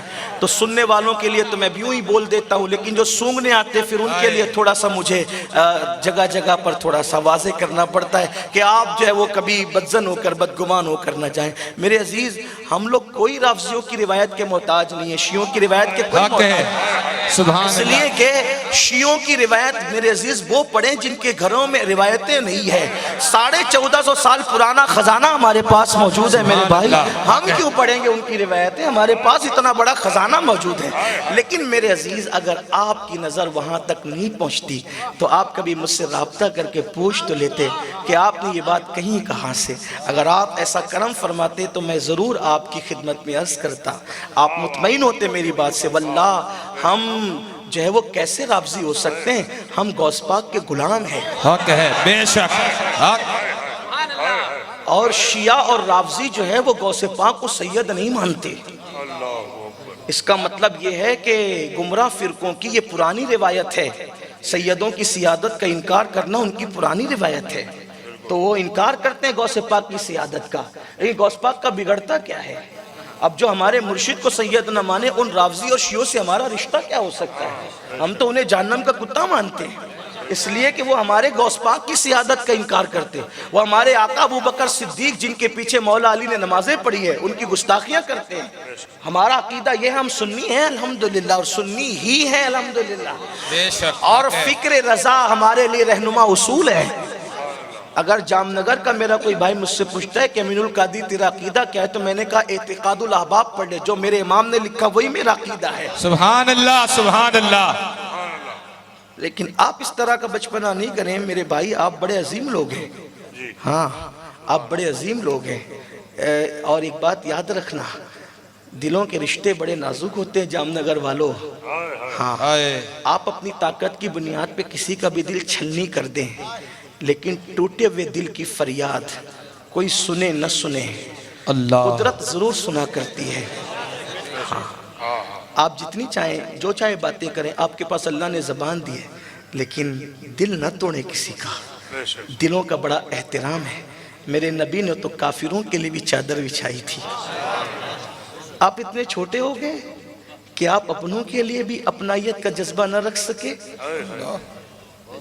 میرے قوم کے جوانوں، آپ کو ہوش کے ناخن لینے چاہیے، اور میں یہاں موجود ہوں جب تک اگر میری کسی گفتگو سے آپ کو اتفاق نہیں ہے، آپ ہاتھ پکڑ کے پوچھ سکتے ہیں، آپ میرے بھائی ہو، آپ کو پوچھنے کا حق ہے کہ میں کہاں سے پڑھ رہا ہوں۔ بلکہ میں تو لوگوں کو کہتا ہوں کہ ہماری محفل میں تو رافضیوں کے اشعار بھی نہیں پڑھے جانے چاہیے، ہمیں کیا غرض ہے؟ ہمارے بزرگوں نے ایسا لکھا ہے، شان سے لکھا کہ ہم محتاج ہی نہیں ہیں ان کے۔ تو عرض یہ کر رہا تھا کہ سیدہ کائنات، مخدومہ کائنات کی شان کیا ہے۔ حضور کے یہاں ایک سائل آتا ہے اور آ کر کے کہتا ہے کہ مجھے کھانا کھلائیے۔ حضور فرماتے ہیں سلمان اسے لے جاؤ فاطمہ کے دروازے پر اور ان سے کہنا کہ حضور کا یہ بھکاری ہے، حضور کا یہ سائل ہے اور اسے کھانا چاہیے۔ سلمان فارسی گئے اور جا کر کے دروازے میں دستک دی، پوچھا کون؟ کا سلمان آپ کے بابا کا غلام۔ کیا بات ہے؟ کہا ایک مسافر ہے، کھانا مانگنے آیا تھا، حضور نے آپ کی چوکھٹ پہ بھیجا ہے۔ تو سیدہ نے کہا حضور زیادہ جانتے ہیں، جو حال حضور کے گھر کا ہے وہی حال میرے بھی گھر کا ہے، لیکن چونکہ سائل کو بھیجا ہے، یہ میری چادر لے جاؤ، اس کو فروخت کر دو، اس کو بیچ دو اور سائل کو کھانا کھلا دو۔ سائل نے سنا، چادر ملی، چادر بیچی گئی، کس کو بیچی گئی، کیا بیچی گئی، اس پر اس وقت کوئی گفتگو نہیں کرتا، لینے کون آیا خدا جانے، اللہ اللہ کس کو دی گئی۔ بہرحال چادر جب دے دی گئی، پیسے لے لیے گئے، بازار سے کھانا خریدا، مسافر کو کھلایا، کھلا کر کے کہا اچھا جاؤ۔ مسافر نے کہا ابھی تمہارے نبی سے ملنا باقی ہے۔ پھر اس کے بعد پھر دروازے در فاطمہ پہ سلمان پہنچے، کہا بی بی آپ نے کہا جو حال حضور کے گھر کا ہے وہی حال آپ کے گھر کا بھی ہے، تو جو پیسے چادر بک کر کے ملے تھے، مسافر کو کھلا کر کچھ پیسے بچے، تو میں نے آپ اور آپ کے شہزادوں کے لیے کھانا خرید لیا، آپ بھی کھا لیں۔ سیدہ نے کہا کسی غریب کو دینا، ہمارے گھر کی روایت ہے ایک مرتبہ دیتے ہیں تو دوبارہ پھر واپس نہیں لیا کرتے، ایک مرتبہ دیتے ہیں تو دوبارہ واپس نہیں لیا کرتے۔ لے جاؤ اور غریبوں میں تقسیم کر دو، ہم نہیں لیں گے۔ لے کر کے چلے تو مسافر نے پوچھا یہ کون ہے؟ یہ ہمارے نبی کی شہزادی فاطمہ ہے۔ کہا شہزادی ایسی ہے، شہزادی ایسی ہے تو بابا کیسا ہوگا؟ سبحان اللہ۔ اے سلمان مجھے بھی کلمہ پڑھاؤ اور اسلام میں داخل کر لو، کیونکہ میں نے اپنی آسمانی کتابوں میں آخری نبی کے گھر والوں کی صفت یہی پڑھی تھی، رہ کے فاقوں میں غریبوں کو کھلانے والے ایسے ہوتے ہیں محمد کے گھرانے والے۔ بے شک حق ہے۔ یہ سیدہ کانا ایسی سخی، ایک مرتبہ بچپنے میں ماں خدیجہ ظاہری حیات میں تھی، سیدہ فاطمہ خود فرماتی، اس کو خود بیان کرتی ہے، کیا بیان کرتی ہے؟ فرماتی ہیں کہ ماں خدیجہ نے زیورات خریدے، 4-5 سال کی سیدہ فاطمہ کی عمر تھی، زیورات خریدے اور حضور سے عرض کی آقا میں اپنی بیٹی کو زیورات پہناؤں گی، میں اپنی بیٹی کو زیورات پہناؤں گی، اور پہنا دیا۔ پہنانے کے بعد سیدہ گھر سے باہر نکلی، تھوڑی دیر کے بعد گھر میں آئی، 4-5 سال کی بچی تھی، ننھی سی عمر تھی، واپس آئی تو کوئی زیورات ہی نہیں۔ سیدہ نے پوچھا ماں خدیجہ نے زیورات کیا کیا؟ کہا امی وہ مجھے کچھ غریب عورتیں ملی تو میں نے سوچا کہ میں زیور پہن کے کیا کروں گی، میں نے سب اتار کر غریبوں کو دے دیا، سبحان اللہ، کہ ان کا بھلا ہو جائے گا۔ بچپنے میں جس کی سخاوت کا یہ عالم ہو، اللہ اکبر، جب خدا نے اپنے خزانوں کی ملکیت ان کے بابا کے ہاتھ میں دے دی اور وہ شہزادی کونین جب بلندی پر پہنچی ہوگی، جب عالم شباب میں پہنچی ہوگی، تو اس وقت ان کی سخاوت کا عالم کیا ہوگا۔ یہاں پہنچ کر میں نے سیدہ کی بارگاہ میں کچھ شعر عرض کیے ہیں، میں چاہتا ہوں کہ میں اس کو اپنی زبان خود پڑھ کے سناؤں۔ ہوا یہ تھا، اسی گجرات کے ایک شہر میں ایک میرا سید بادشاہ کوئی کلام پڑھ رہا تھا میری موجودگی میں، لیکن وہ کلام کسی رافضی شیعہ کا لکھا ہوا تھا، تو اس کے اندر کچھ تبرے تھے، کچھ غلو تھا، مجھے اچھا نہیں لگا۔ میں نے کہا یار مت پڑھو یار۔ انہوں نے کہا کہ یہ مجھے کلام بہت پسند ہے تو تم لکھ کر دو۔ میں نے کہا میں کوئی شاعر تو نہیں نا، لیکن کوئی شاعر نہیں میں۔ یاد رکھیے روافظ جب کلام کوئی لکھتے ہیں تو اس میں وہ کچھ نہ کچھ تبرہ کرتے ہیں اصحاب پر، آپ کو کبھی سمجھ آتی ہے کبھی نہیں آتی ہے، اس لیے آپ ان کے کلام نہ پڑھا کریں۔ ہمارے یہاں اتنا خوبصورت کلام موجود ہے، ہمارے بڑوں نے لکھا، بزرگوں نے لکھا، یاد رکھیں کبھی ان کے کلام اپنی محفل میں نہ پڑھے جائیں، تبرہ ہوتا ہے، مجھے تکلیف ہوتی ہے۔ مجھے کسی نے بتایا اس محفل میں آنے سے پہلے بھی کہ کوئی کلام کسی ساتھی سے ناسمجھی کے طور پہ ایسا میرے آنے سے پہلے شاید پڑھ دیا گیا کہ جس میں کسی صحابی کی بے ادبی ہو رہی تھی۔ ایسا نہیں ہونا چاہیے، ہم ہر صحابی کا احترام کرتے ہیں، نسبت رسول ہی اہل بیت کے احترام کی وجہ ہے۔ اہل بیت کا احترام کیوں ہے؟ نسبت رسول۔ صحابہ کا احترام کیوں؟ نسبت رسول۔ میں اپنے جوانوں کو اتنا کہہ دینا چاہتا ہوں، یہ صحابہ تو بہت بڑے ہیں میرے بھائی، صحابہ تو بہت بڑے ہیں۔ اگر اونٹ کا چمڑا بھی بشکل نالین حضور کے قدموں میں آ جائیں تو اس کا احترام بھی ہم پہ فرض ہو جاتا ہے۔ حق ہے، بے شک، اس کا احترام بھی ہم پہ فرض۔ اور جو حضور کی نالین کی توہین کر دے ہمارے عقیدے میں وہ کافر ہو جاتا ہے۔ تو حضور کے تلووں کو جو چوم لے اس نالین کی توہین بھی کفر تک لے جاتی ہے۔ تو وہ صحابہ جنہوں نے حضور کے پیچھے نمازیں پڑھی ہو، حضور کے ساتھ ساتھ پیچھے پیچھے چلے ہوں، حضور پہ جان مال قربان کیا ہو، ہر صحابی کا احترام ہم پہ فرض ہے۔ خدا کے لیے غلطی نہ کیجئے گا۔ تو سیدہ کائنات کی سخاوت میں نے حالانکہ ایک شعر اس میں اپنی کلام میں شامل کیا ہے، کیونکہ وہ کلام میں جو وہی مصرع جو ہے وہ جانے کلام تھا، تو میں نے عرض کیا یہ کوئی بری بات بھی نہیں ہے، کیونکہ وہ چیز مجھے اچھی لگی تو میں نے لیا، ہمارے عقیدے کے مطابق تھی۔ تو میں عرض کروں گا ایک کلام پڑھا جاتا ہے تو بڑی سخی ہے فاطمہ، تو اس میں جو چونکہ یہ لکھا ہوا جو ہے وہ اصل جو کلام ہے کسی رافضی کا ہے، اور اس میں جو ہے وہ مولائے کائنات کی بھی توہین ہے، اس کے اندر کلمہ لا الہ کی بھی توہین ہے۔ میں نے سوچا لوگ اس سے بچیں تو عرض کیا ہے، میں نے عرض کیا تھا اس پر کوئی شاعر نہیں ہوں، لیکن بی بی پاک کی جو ہے وہ خیرات لینے کے لیے عرض کر رہا ہوں۔ تو اور اکثر احادیث کو سامنے رکھا ہے، بزرگوں کے نظریات کو سامنے رکھا ہے، اور عرض کیا ہے کہ بدعائے نبی ہے فاطمہ، بدعائے نبی ہے فاطمہ، نبی کے جگر کا ٹکڑا ہے۔ بدعائے نبی ہے فاطمہ، زوجے علی ہے فاطمہ، بدعائے نبی ہے فاطمہ، زوجے علی ہے فاطمہ۔ اور چونکہ سیدہ عائشہ صدیقہ ماں نے عرض کیا فرمایا تھا کہ جب وہ چلتی تھی تو ایسا لگتا تھا جیسے حضور چل رہے ہیں، تو اسی تصور کو خیال میں لے کر عرض کیا ہے کہ عرش آیا جیسے فرش پر، عرش آیا، عرش آیا، عرش آیا جیسے فرش پر، عرش آیا جیسے فرش پر، دیکھو چل رہی ہے فاطمہ۔ عرش آیا، عرش آیا جیسے فرش پر، دیکھو چل رہی ہے فاطمہ۔ اور آپ نے وہ حدیث سنی تو اس کی ترجمانی کی ہے، شکل میں، شکل میں سخا وجود میں، شکل میں، شکل میں سخا وجود میں، شکل میں سخا وجود میں، باپ کی شبیہ فاطمہ، باپ کی شبیہ فاطمہ۔ اور وہ شعر کو ذہن میں رکھیں، بے اجازت ان کے گھر جبریل، اس کو ذہن میں رکھیں، جبرائیل آئے پوچھ کر، جبرائیل آئے پوچھ کر، وہ تیری گلی ہے فاطمہ، جبرائیل آئے پوچھ کر، وہ تیری گلی ہے فاطمہ۔ اور یہ شعر کو ذہن میں رکھیں، اللہ اور کیا بات رضا اس چمن استانے کر، اس کو ذہن میں رکھیں اور پھر سنیں اللہ اکبر۔ پھول ہیں حسین اور حسن، پھول ہیں حسین اور حسن، پارسا کلی ہے فاطمہ، پارسا کلی ہے فاطمہ۔ اور مصطفیٰ بھی سونگتے رہے، چومے جاتے ہیں، سونگے نہیں جاتے، لیکن رسول اللہ اپنی شہزادی کو سونگھا کرتے تھے۔ کسی نے پوچھا کیوں سونگتے ہیں؟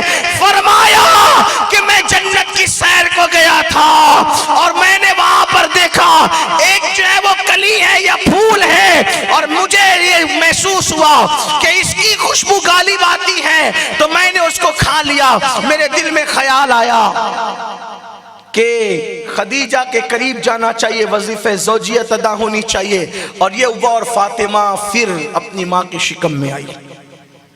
اس لیے کہ حضور علیہ السلام نبوت کے اعلان سے پہلے بھی خواب میں کئی مرتبہ اس طرح کے خواب دیکھ چکے تھے۔ علماء جانتے ہیں جو وہ بشارتیں حضور علیہ الصلوۃ والتسلیم کو خواب میں ملتی رہتی تھی، تو فرمایا جب میں اس خوشبو کو سونگنا چاہتا ہوں، میں اس خوشبو کو سونگنا چاہتا ہوں، فاطمہ کو سونگتا ہوں۔ یہ ہے تو مصطفیٰ بھی سونگتے رہے، مصطفیٰ بھی سونگتے رہے۔ خلد کی کلی ہے فاطمہ، سبحان اللہ، خلد کی کلی ہے فاطمہ، اور عرض کیا ہے کہ بھیک مجھ کو بے طلب دیا، بھیک مجھ کو بے طلب، بھیک مجھ کو بھیک مجھ کو بے طلب دیا۔ یہاں پہنچ کر کے مجھے ایسا لگتا ہے کہ میری روح رقص کر رہی ہے، اس لیے کہ یہ سچائی ہے، یہ حقیقت ہے۔ بھیک مجھ کو بے طلب دیا، بھیک مجھ کو بے طلب دیا۔ تو بڑی سخی ہے فاطمہ، تو بڑی سخی ہے فاطمہ، اور یہ امین خانہ زاد سگ، یہ امین خانہ زاد سگ طالب بقی ہے فاطمہ، طالب بقی ہے فاطمہ۔ وہ سیدہ فاطمہ کی چوکھٹ ہے، یہ فاطمہ الزہرا ہے۔ لوگ کہتے ہیں مجھے سمجھو، مجھے دیکھو، میں کون ہوں؟ کہا تو کون ہے؟ تو کہا کہ مجھے دیکھ کر کے بڑے بڑے علماء کھڑے ہو جاتے ہیں میرے استقبال کے لیے، بڑے بڑے پیر کھڑے ہو جاتے ہیں۔ اچھا اب ذرا حسنین کی امی کو دیکھ، سبحان اللہ، اور ان کی عظمت کا اندازہ لگا۔ سیدہ عائشہ صدیقہ فرماتی ہیں کہ میں نے دیکھا جب سیدہ فاطمہ آتی تھی تو نبیوں کے امام اٹھ کر کے کھڑے ہو جاتے تھے، سبحان اللہ، اور ان کی پیشانی کو چومتے تھے اور چوم کر کہتے تھے فدا کہ امی و ابی یا فاطمہ، فاطمہ تجھ پر میرے ماں باپ قربان ہو جائے۔ یہ سیدہ پاک ہے۔ سیدہ کے لیے ایک آخری بات عرض کر کے آگے بڑھتا ہوں۔ سیدہ کائنات، مخدوم کائنات سیدہ فاطمہ کی شان کیا ہے؟ اتنے بڑے باپ کی بیٹی ہے، اتنے بڑے باپ کی، جس کو یہ کہنے کا حق تھا کہ جنت میرے باپ کی ہے۔ بے شک،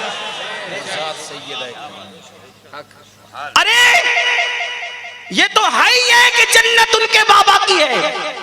ان کے دو بیٹے جنتی جوانوں کے سردار ہیں، بے شک، سبحان اللہ۔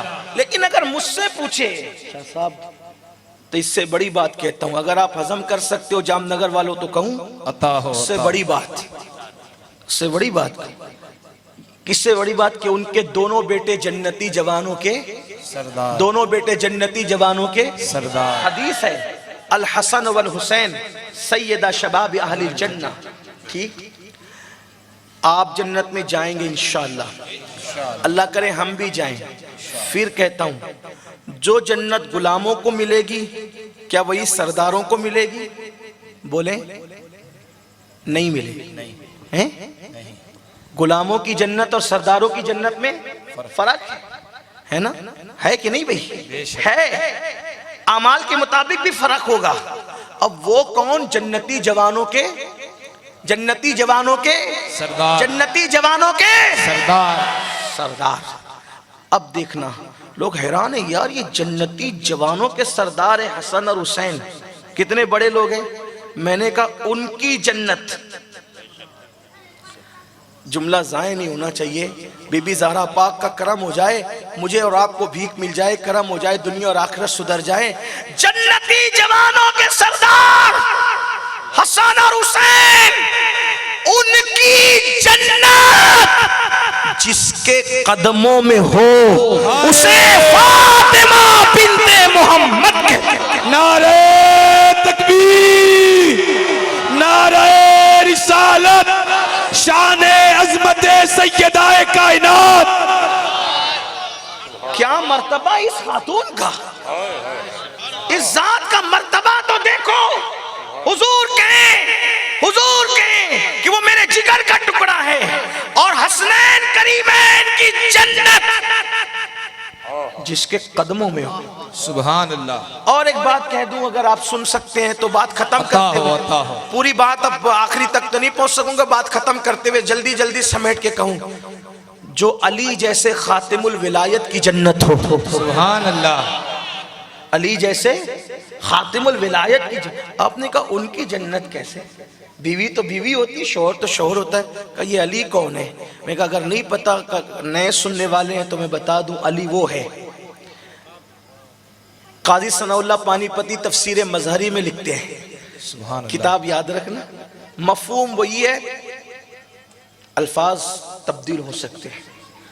قاضی ثناء اللہ پانی پتی، جس کو شاہ عبدالعزیز بہقی وقت کہتے تھے، علم کی دنیا میں اتنا بڑا نام ہے ثناء اللہ پانی پتی کا، وہ اپنی کتاب تفسیر مظہری میں لکھتے ہیں کہ علی وہ ہے کہ دور آدم سے لے کر آج تک جتنے لوگ ولی بنے ہیں وہ علی کے فیضان سے ولی بنے ہیں۔ علی وہ ہے جو پیدا ہونے سے پہلے لوگوں کو ولایت تقسیم کرتا ہے۔ اب مجھے بتائیں، وہ علی جو پیدا ہونے سے پہلے ولی بنائے، میرے امام تو یہاں تک فرماتے ہیں کہ ولیوں سے پوچھو کہ علی کا احسان کیا ہے۔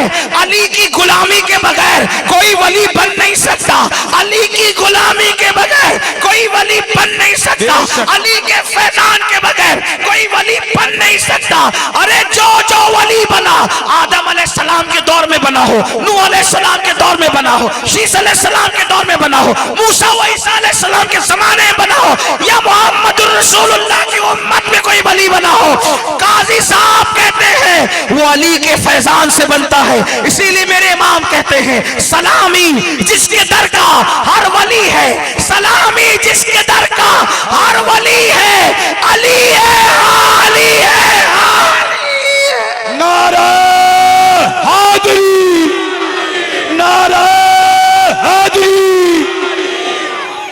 میں نے بہت بڑا جملہ کہا کہ وہ علی مرتضیٰ کی جنت ہے، کیسے میں بات عرض کروں گا؟ ہضم ہو تو قبول کرنا، نہیں ہضم ہو تو چھوڑ کر کے چلے جانا۔ اللہ اکبر۔ علی کون علی؟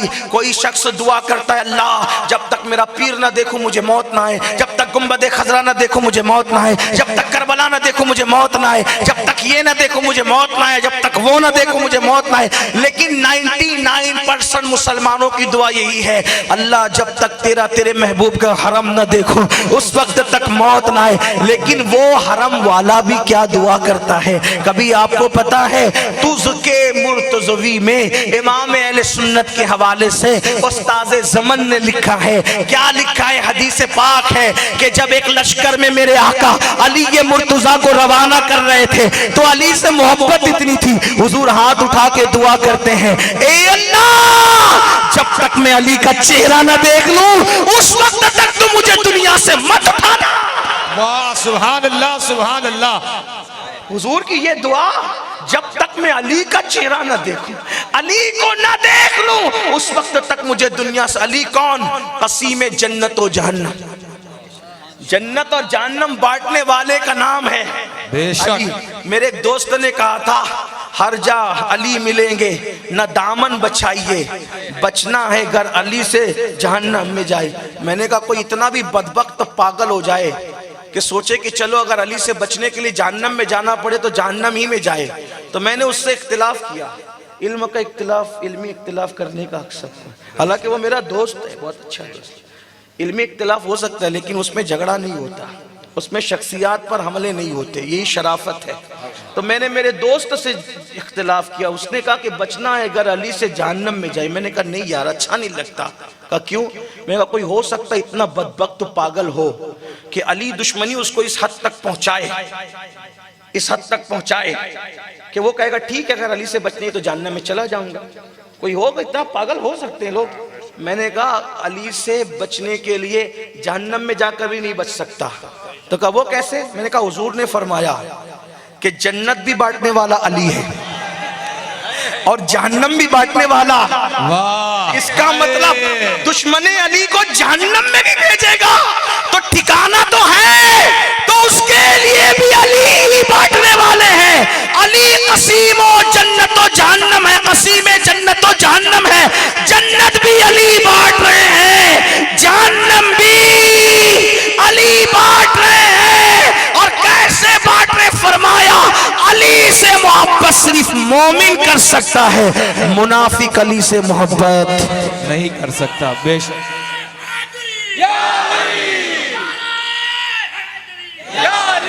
لیکن پھر آپ سے کہتا ہوں خبردار، علی کی محبت کا نام لے کر صحابی کو گالی نہ دینا، ورنہ یہ سیاست ہوگی، محبت نہیں ہوگی. کیوں؟ اس لیے کہ ہمیں پتا ہے علی کس کو جنت دیں گے، جنت کا ٹکٹ علی کس کو دیں گے. ایک مرتبہ صدیق اکبر نے مولا علی کو دیکھ کے مسکرایا. سبحان اللہ. تو میرے مولا نے پوچھا میرے بھائی ابو بکر کیوں مسکرا رہے ہو؟ تو کہا کہ میں نے حضور سے سنا، حضور نے فرمایا جس کو علی جنت کا ٹکٹ دیں گے وہی پل صراط سے سلامتی سے گزرے گا. سبحان اللہ. تو مولا علی مسکرانے لگے. کہا بھائی اب تم کیوں مسکراتے ہو؟ کہا تم سے کہا نا کہ علی جس کو ٹکٹ دے گا وہ جنت میں جائے گا، وہ پل صراط سے سلامتی سے گزرے گا. اور مجھے کہا علی اس کو نہ دینا جو میرے ابو بکر سے دشمنی رکھتا ہو. سبحان اللہ. سبحان ہم اللہ. سنی کہتے ہیں اہل سنت کا ہے بیڑا پار، اصحاب حضور نجم اور ناؤ ہے، اطرت رسول اللہ کی. بتایا علی کون؟ میں نے ایک جملہ پڑھا کہ علی کی جنت فاطمہ الزہرا ہے. بے شک. ہے نا، یہ بی بی زہرا ہے. بات افضلیت اور تفضیل کی نہیں کر رہا ہوں، فضیلت اور افضلیت میں فرق ہے، یہ اہل علم جانتے ہیں. اگر اتنا بھی آپ نہیں جانتے تو پھر آپ کو ایک مرتبہ پھر سے پڑھنا چاہیے، ہے نا. ہاں علی علی ہیں، ٹھیک.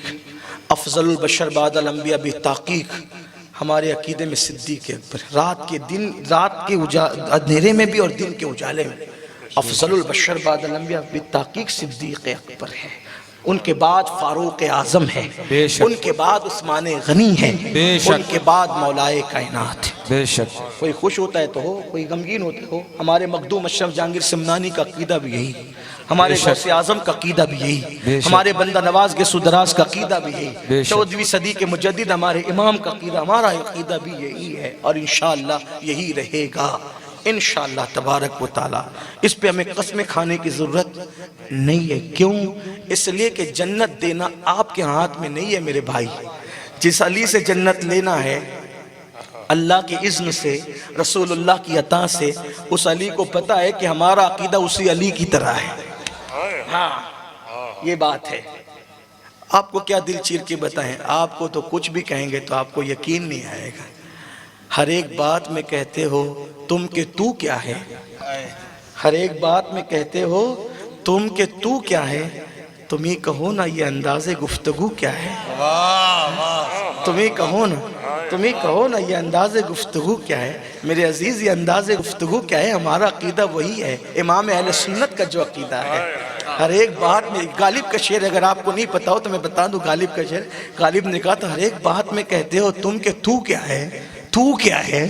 ہر ایک بات میں کہتے ہو تم کہ تو کیا ہے. تم ہی کہو نا یہ انداز گفتگو کیا ہے، یہی تم ہی کہو نا یہ انداز گفتگو. لہو میں دوڑتے پھرنے کے ہم نہیں، بدن میں لہو میں دوڑتے پھرنے کے ہم نہیں قائل.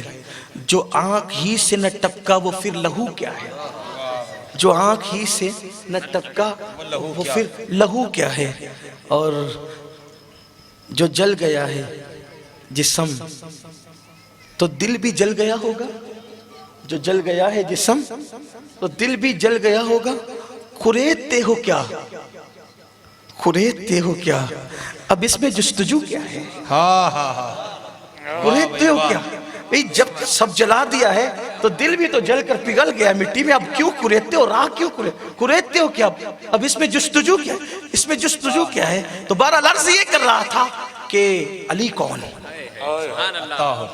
علی کون، خاتم الولایت علی، فاتح خیبر علی، بے شک علی ولایت کا تقسیم کرنے والا، علی جنت و جہنم کو تقسیم کرنے والے، اور پھر علی وہ محب نبی علی، محبوب نبی علی، کیونکہ خیبر میں حضور نے یہ فرمایا کل جھنڈا اس کو دوں گا جو قرار ہے، قرار غیر فرار ہے، فرار نہیں ہے، یعنی فرار کا مطلب بھاگنے والا نہیں ہے، قرار ہے، قرار۔ سبحان اللہ سبحان اللہ۔ میں اسی طرح کہتا ہوں حیدر قرار، پلٹ پلٹ کر حملہ کرنے والا، پلٹ پلٹ کر حملہ کرنے والا، قرار کہتے ہیں۔ اچھا حیدر کہتے ہیں شیر کو، اور پھر حیدر قرار مطلب پلٹ پلٹ کر حملہ کرنے والا، پلٹ پلٹ کر حملہ کرنے والا۔ لوگ کہتے ہیں یار لوگ علی سے کیوں اتنا جلتے ہیں؟ میں نے کہا وہ 1450 سال پرانی کچھ دشمنیاں منتقل ہوئی ہے۔ ہاں یہ مذاق کی بات نہیں کر رہا ہوں، صحیح کہہ رہا ہوں۔ اس لیے کہ جب بھی جنگ سے کافر لوٹ کے جاتے تھے تو مائیں روتی تھی، پھوپھیاں روتی تھی، خالائیں روتی تھی، تو چھوٹے چھوٹے گھر کے بچے پوچھتے تھے چچا کو کس نے مارا؟ علی نے۔ دادا کو کس نے مارا؟ علی نے۔ ابا کو کس نے مارا؟ علی نے۔ تو مائیں کہتی تھی سب سے اتحاد کرنا، علی سے نہیں کرنا۔ ہاں تو آج بھی وہ جن کے باپ داداؤں کو کاٹا ہے نا، مارا ہے نا، ہاں تو تھوڑا سا ان کو جلن ہے۔ اگرچہ غریب نواز کے ہاتھ میں مسلمان ہوئے ہیں، لیکن ان کو ایسا لگتا ہے کہ کہیں نہ کہیں ہمارا کوئی رشتہ دار علی کے ہاتھ سے کٹا ہے۔ لیکن اصحاب رسول علی سے محبت کرتے تھے، بے شک ان کا نام لیتے تھے، بلکہ میرا آقا جسے دنیا صدیق اکبر کہتی ہے، سبحان اللہ، جب کسی محفل میں علی ہوتے تو وہ علی ہی کو دیکھ رہے ہوتے۔ سبحان اللہ۔ ایک دن ان کی شہزادی نے پوچھا بابا آپ علی کو کیوں دیکھتے ہیں؟ کہا بیٹی میں نے حضور سے سنا ہے علی کو دیکھنا عبادت ہے۔ سبحان اللہ۔ بابا نے کہا علی کو دیکھنا عبادت ہے، ان کی شہزادی نے کہا علی کا ذکر عبادت ہے۔ ہاں تو عرض یہ کر رہا تھا، بات دور نکلی، علی قسیم جنت و جہنم، ٹھیک۔ آقا ارشاد فرماتے ہیں کل جھنڈا اس کو دوں گا جس کے ہاتھ میں خیبر فتح ہوگا۔ یہاں سے ان کو بھی پتا چلنا چاہیے نا، جو کہتے ہیں کل کیا ہوگا کسی کو نہیں معلوم، رسول اللہ کو بھی نہیں معلوم، کہا کہ حضور نے بتایا سبحان اللہ، کل اس کے ہاتھ میں جھنڈا دوں گا جو خیبر فتح کرے گا، ہاں فتح کرے گا خیبر، اس کو دوں گا جھنڈا۔ اور پھر فرمایا وہ فرار نہیں ہے، فرار نہیں، قرار ہے، قرار حیدر قرار، یعنی پلٹ پلٹ کر حملہ کرنے والا، اور وہ اللہ و رسول کا محبوب بھی اور محب بھی ہے۔ اتنی بڑی بشارت، صحابہ سب بے چین تھے کہ اتنی بڑی سند ملے گی، بلکہ جب کل سب پہنچے اس تمنا کے ساتھ کہ مجھے ملے گا، مجھے ملے گا، مجھے ملے گا، تو حضور نے سب کو دیکھا اور دیکھ کر کے فرمایا علی کہاں ہے؟ سبحان اللہ سبحان اللہ۔ بیمار آنکھوں میں چشم، آشوب چشم ہے، بلاؤ۔ دیکھو کوئی بیمار ہو تم فیصلہ بدل دیتے ہیں، مقرر بیمار ہو مقرر بدل جاتا ہے، صحیح بھئی، مقرر بیمار ہو تو بدل دیا جاتا ہے، لڑنے کو بھیجنے، فتح کرنے، اور کہنے آشوب چشم۔ اچھا اگر پیر درد کر رہا ہو تو کام چل جائے، پیٹ درد کر رہا ہو تو کام چل جائے، آنکھ ہی نہیں کھلتی آشوب چشم میں تو آنکھ بند کرنے والا کیا لڑے گا؟ لیکن یہ حضور ہیں، فیصلے ہو گئے، کیونکہ وہاں فیصلہ اپنی مرضی سے نہیں ہوتا، وما ينطق عن الهوى ان هو الا وحی یوحی، یہ شان ہے۔ بلاؤ علی کو، بلایا، آنکھ میں اپنا لعاب لگایا، مولا علی کہتے اس کے بعد میری آنکھ کبھی نہیں دکھی، سبحان اللہ۔ گئے، لڑے، فتح ہو گیا۔ آپ نے اپنے بائیں ہاتھ سے دوسرے ہاتھ سے خیبر کا دروازہ اکھاڑ کر کے پھینکا۔ امام المتکلمین مولانا نقی علی خان فرماتے ہیں اپنی کتاب میں، جب اکھاڑ کر کے پھینک دیا تو 70 لوگوں نے بعد میں اس کو مل کر کے اٹھایا، جس کو اکیلے عقلی نے علی نے اکھاڑ کر کے پھینکا۔ سبحان اللہ۔ کبھی زنجیر ہلتی ہے، کبھی در کانپ جاتا ہے، علی کا نام سن کر اب بھی خیبر کانپ جاتا ہے، سبحان اللہ، بے شک۔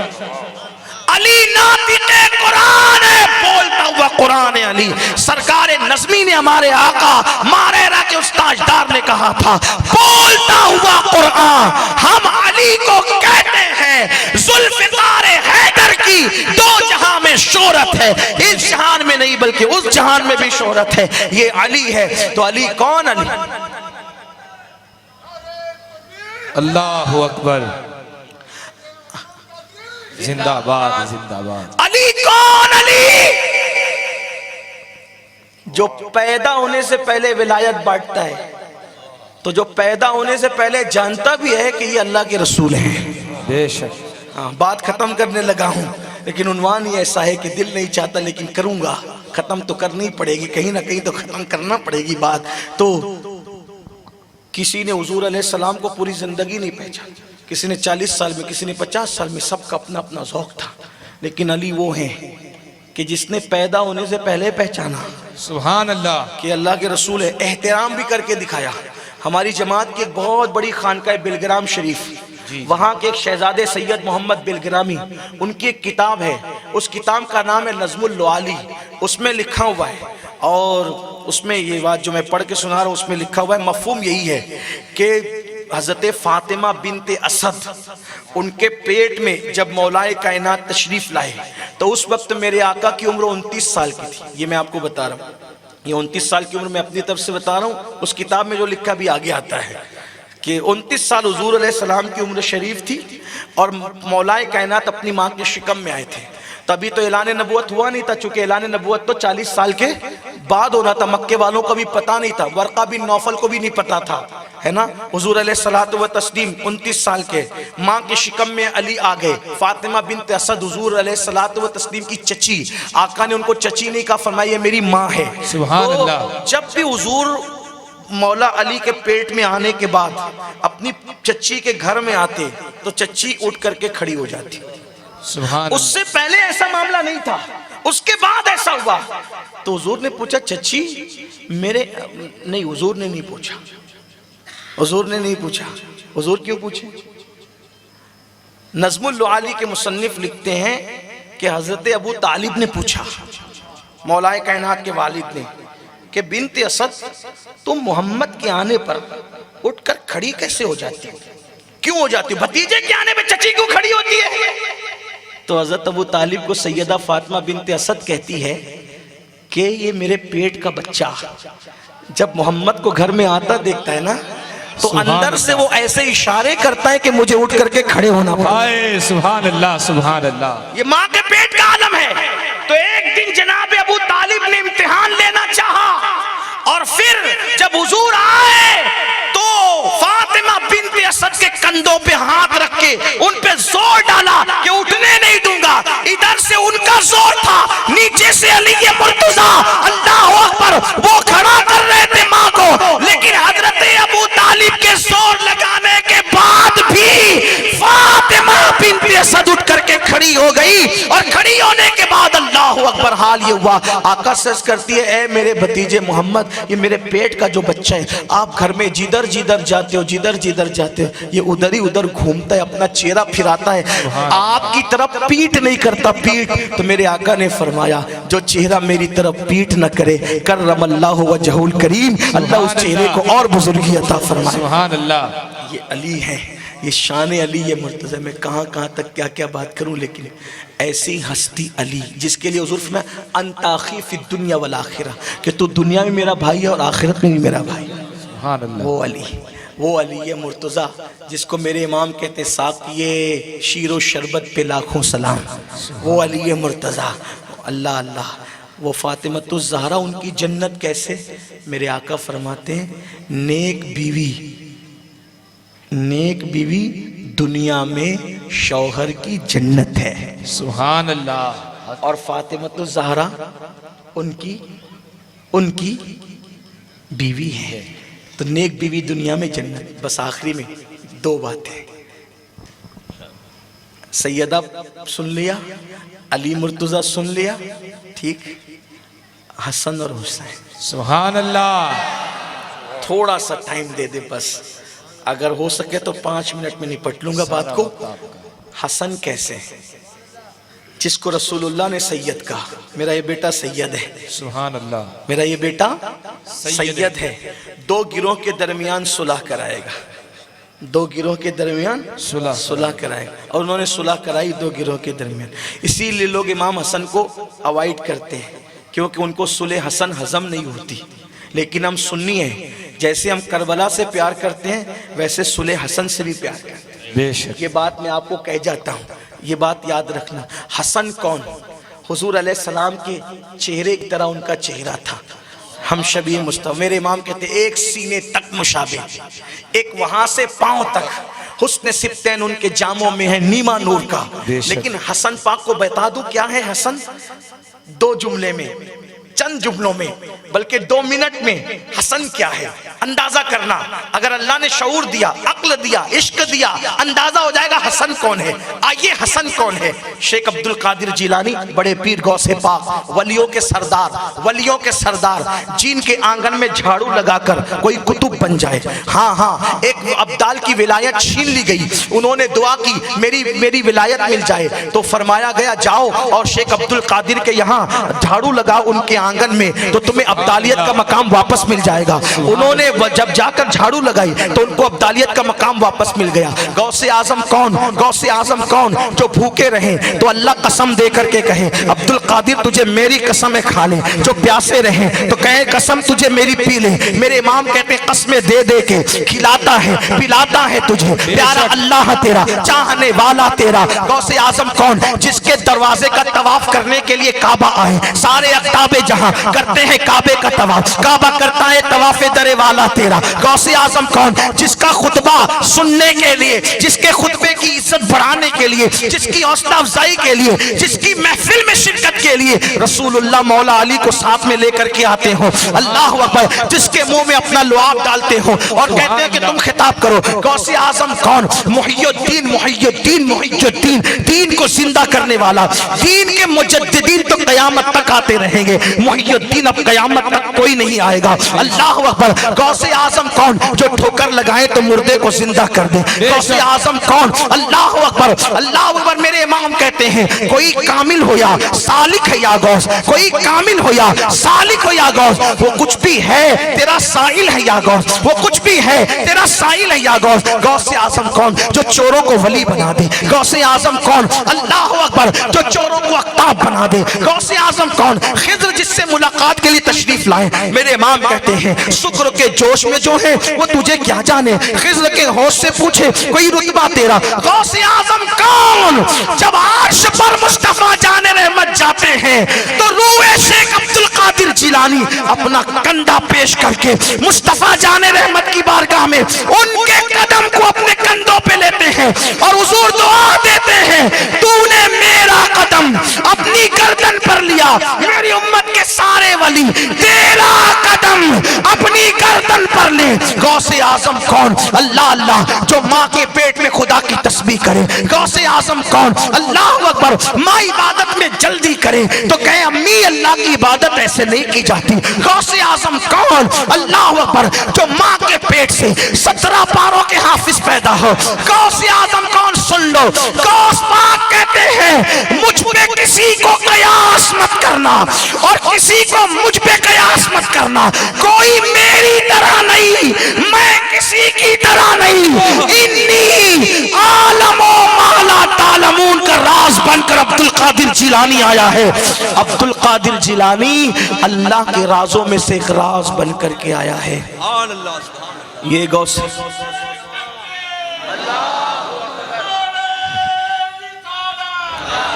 بھولنا مت، اس بات کو بھولنا مت۔ ایک جملہ پڑھنے کے لیے میں نے بات کی ہے، بتاؤ غوث پاک کہتے کوئی میری طرح نہیں، میں کسی کی طرح نہیں، مجھے کسی پہ قیاس نہیں کرنا، میں اللہ کے رازوں میں سے ایک راز بن کر کے آئے۔ غوث پاک فرماتے اب میں نے پوچھا میرے سرکار قادریت غوث پاک آپ کو یہ مرتبے کیسے ملے، یہ مقام کیسے ملے، آپ اس مرتبے کیسے پہنچے؟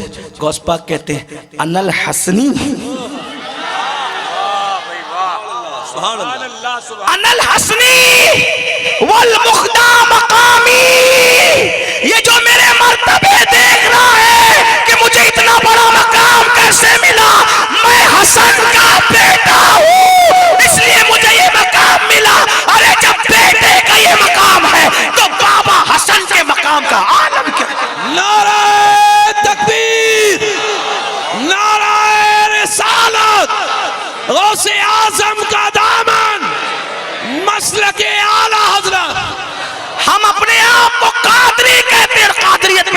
کرتے ہیں، جس کی نسبت پہ ہم فخر کرتے وہ کہتے ہیں میں حسنی ہوں. تو حسن کیا ہوں گے، حسن کی شان کیا ہوگی، امام حسن کا مقام کیا ہوگا. ٹائم نہیں اسی لیے میں نے شارٹ کیا. اور امام حسین، امام حسین بات ختم کرتے ہیں. وقت ہوتا تو بولتا بھی رہتا ہوں، لیکن بول دیتا ہوں. 2 منٹ اس میں بھی لوں گا آپ کا. آقا علیہ السلام کی حدیث ہے، حسین منی وانا من الحسین، حسین مجھ سے میں، احب اللہ من احب حسینہ، جو میرے حسین سے محبت کرے گا اللہ اس کو اپنا محبوب بنا لے گا. اللہ کا محبوب بننا ہے تو، اللہ کا محبوب بننا ہے تو ہاں تاجدار کربلا سے محبت کرو، سچی محبت کرو. احب اللہ من احب حسینہ، جو میرے حسین سے محبت کرے گا اللہ اس کو اپنا محبوب بنا لے گا. حسین و سبتم من الاسباط، حسین میرے بیٹوں میں ایک بیٹا ہے. حسین میرے بیٹوں میں، حسین میرے بیٹوں میں، حسین میرے بیٹوں میں ایک بیٹا ہے. سبت کا مطلب ہوتا ہے نواسے کا، لیکن یہاں مجازی طور پر معنی مراد دیے جا رہے ہیں کیونکہ حضور نے ان کو اپنا بیٹا کہا ہے. حسین میرے بیٹوں میں بیٹا ہے. مطلب کیا لیا جا سکتا ہے، صرف اشارہ دے رہا ہوں، ابھی اس پر کوئی تحقیق گفتگو نہیں کرتا، اشارہ دے کر جا رہا ہوں، ٹائم نہیں ہے. حسین میرے بیٹوں میں بیٹا ہے. کئی معنی ہے. ایک معنی یہ، آپ کہیں ہمارے محلے کے امام صاحب کو جانتے ہو، ہمارا امام تو اماموں میں امام ہے، یعنی سب امام ایک طرف، میرا امام ایک طرف. میرے پیر کو جانتا ہے میرا پیر کیسا ہے، سارے پیر، میرا پیر تو پیروں میں پیر ہے، یعنی کہ سب پیر ایک طرف، میرا پیر ایک طرف. بات سمجھے. میرا بیٹا کیسا ہے پتہ ہے، ارے سارے بیٹوں میں بیٹا میرا ہے، یعنی کہ سب کے بیٹے ایک طرف اور میرا بیٹا ایک طرف. حضور نے سب کے بیٹوں کی بات نہیں کی، کیا فرمایا، حسین و سبتم من الاسباط، حسین میرے بیٹوں میں ایک بیٹا ہے. کیا مطلب ہوا، اب جام نگر والو دل تھام کر کے سن لو، بات مکمل ہوتی ہے. حسین میرے بیٹوں میں بیٹا ہے، حسین میرے بیٹوں میں بیٹا ہے. تو حسین بیٹوں میں بیٹا مطلب نبی کا بیٹا کون، امام زین العابدین.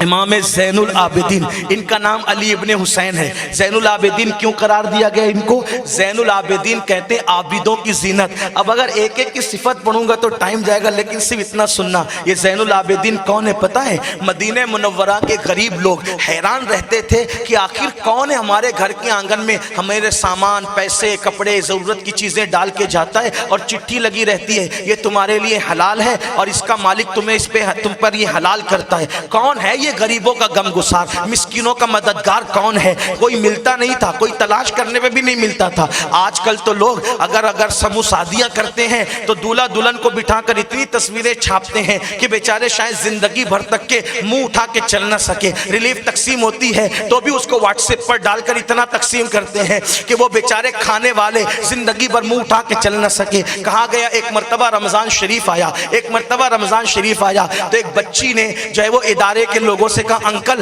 اس سال آپ ریلیف لے کر ہمارے گھر مت آنا، رمضان کٹ لے کر کے مت آنا. کہا بیٹی کیوں، کہا پچھلے سال آپ لوگوں نے دیا تو واٹس ایپ پہ اتنا چلایا کہ اب اسکول جاتی ہو تو لوگ چڑھاتے ہیں کہ تم لوگ تو ریلیف کے پیسے سے افطار اور سحری کرتے ہو. تو ہمیں بھوکے رہنا پسند ہے لیکن ہمیں ذلیل ہونا پسند نہیں ہے. لیکن مسلمانوں یہ سنت اہل بیت ہے، یہ سنت صحابہ ہے، یہ سنت اولیاء ہے کہ نیکی ایک ہاتھ سے کرو تو دوسرے ہاتھ کو خبر نہ ہو. کیا چرچے کر رہے ہو، نیکی کرتے ہو واٹس ایپ پہ ڈالتے ہو، نیکیاں کرتے ہو فیس بک پہ ڈالتے ہو. ارے اللہ کے لیے بھی کچھ کیا، نماز پڑھی نمازی کہلانے کے لیے، حج کیا حاجی کہلانے کے لیے، تقریریں کی خطیب کہلانے کے لیے، علم پڑھا علم والا کہلانے کے لیے، زکات دی سخی اور سیٹ کہلانے کے لیے. اللہ کے لیے آج تک کیا کیا. اور سن لو جو عمل اللہ کے لیے کیا جاتا ہے وہی عمل قبول ہوتا ہے. اس لیے اللہ کے لیے عمل کرنا سیکھو مسلمانوں. یہ امام زین العابدین پاک ہے. اللہ اکبر. مدینے والوں کو خود نہیں پتا کہ کون دروازے پہ جا کے ڈال آتا ہے، سائل کو خود نہیں پتا. ان کی ضرورت دن میں معلوم کرتے رات کو پہنچا کر کے آتے ہیں. لیکن جب امام زین العابدین کی شہادت ہوئی اور تختے پہ نہلانے کے لیے لٹایا گیا تو اس وقت آپ کے بدن پر بوریوں کے نشانات تھے، آپ کے بدن پر وزن اٹھانے کے نشانات تھے. لوگوں نے کہا یہ کوئی نوکری کرنے والی ہستی تو نہیں، یہ کہاں بدن پہ نشان کہاں ہے. اس وقت امام باقر نے کہا تھا مدینے والوں जो गरीबों का खादिम पुरस्कार तुम्हें आज तक नहीं मिला था, आज उसका पता चल गया। तुम्हारे दरवाजों पर जो जरूरत की चीजें डाल जाता था वो कोई और नहीं था, वही नबी का वही बेटा ज़ैनुल आबिदीन था। ये ज़ैनुल आबिदीन है, एक एक रात में 300 रकअत नमाज पढ़ी, कभी 700 रकअत नमाज पढ़ी। ज़ैनुल आबिदीन नबी के बेटे, इमाम बाकिर नबी के बेटे। अल्लाह अकबर। अब एक एक का तारुफ तो नहीं करा सकता ना, इशारा दे के गुजरता हूँ। बाकिर कहते हैं चीर फाड़ करने वाले को। उनको बाकिर क्यों कहा गया? इसलिए कहा गया जब इल्मी बात उनके सामने की जाती तो इतनी तफसील से बयान करते कि लोग कहते कि इसको चीर फाड़ करके रख दिया। एक एक चीज सिखा करके रख देते, एक एक चीज बता कर रख देते, इतना इल्म दिया था। इमाम बाकिर रसूलुल्लाह के बेटे, इमाम जाफर सादिक रसूलुल्लाह के बेटे। जाफर सादिक कौन है? अरे 100 मरतबा ख्वाब में जिसने अल्लाह को देखा वो इमाम आजम, जिसने 100 मरतबा ख्वाब में अल्लाह को देखा वो इमाम आजम। जाफर सादिक की जूतियां सीधी करते हैं तब पता चलता है जूती उठाने वाला इतना बड़ा है तो जूतियों वालों के बड़ेपन का आलम क्या होगा। वो इमाम जाफर सादिक रसूलुल्लाह के बेटे। इमाम मूसा काजिम, वो मूसा काजिम, अल्लाह अकबर, जिनका हाल ये था कि बादशाह वक्त ने एक फाहिशा औरत पे इल्जाम लगाने के लिए आपके कमरे में भेजा। उसने कहा मुझे देख तो सही। आपने एक नजर देखा, बेहोश होकर जमीन पे गिरी, होश आया तो विलायत के मकाम पर पहुंच गई। बादशाह ने लोगों को कहा बता मूसा काजिम ने तेरे साथ क्या सलूक किया? तो कहा क्या सलूक किया, तू अपने जैसा समझता है? मैंने कहा नजर डाल। नजर डाली, मेरे दिल से पाप खत्म करके मेरे दिल में अल्लाह के जलवे बसा दिए। ये मूसा कासिम है। अली रजा कौन? अली रजा वो इतने खूबसूरत और हसीन थे कि चेहरे पे नकाब डाल करके चला करते थे। अल्लाह अकबर। लोग कहते थे नकाब तो उठाइए, चेहरा तो दिखाइए। मैं हैरान हूँ, जब अली का रजा ऐसा है तो अली ये मुर्तजा कैसा होगा? अल्लाह अकबर। हमारे बुजुर्गों ने लिखा है, हमारे बुजुर्गान दीन बताते हैं कि एक मर्तबा एक जूसी का बच्चा जिसकी उम्र 4-5 साल की थी, मुसलमान भागे जा रहे थे।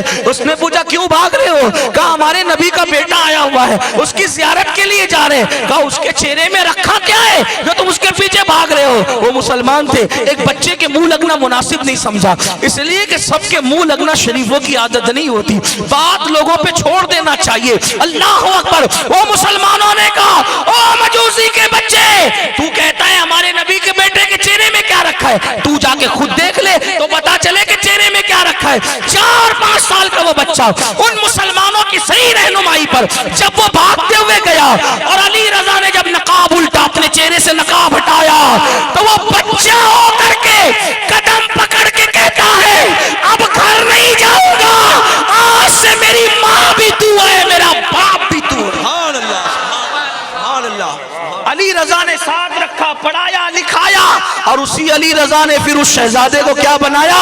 उसी को दुनिया इमाम मारूफ करखी के नाम से जानती है, जिसके मजार पे जाके गौसे पाक चिल्ले किया करते थे और फरमाया कि मुझे इमाम मारूफ करखी के मजार से जितना फैज मिला किसी के मजार से नहीं मिला। इनके वालिदैन मजूसी थे और माँ ने मन्नत मानी थी कि मेरा बेटा लौट कर आएगा, जिस मजहब पे रहेगा उसी मजहब को कबूल कर लूंगी। जब ये गए लौट कर तो पूरे खानदान को मुसलमान कर दिया।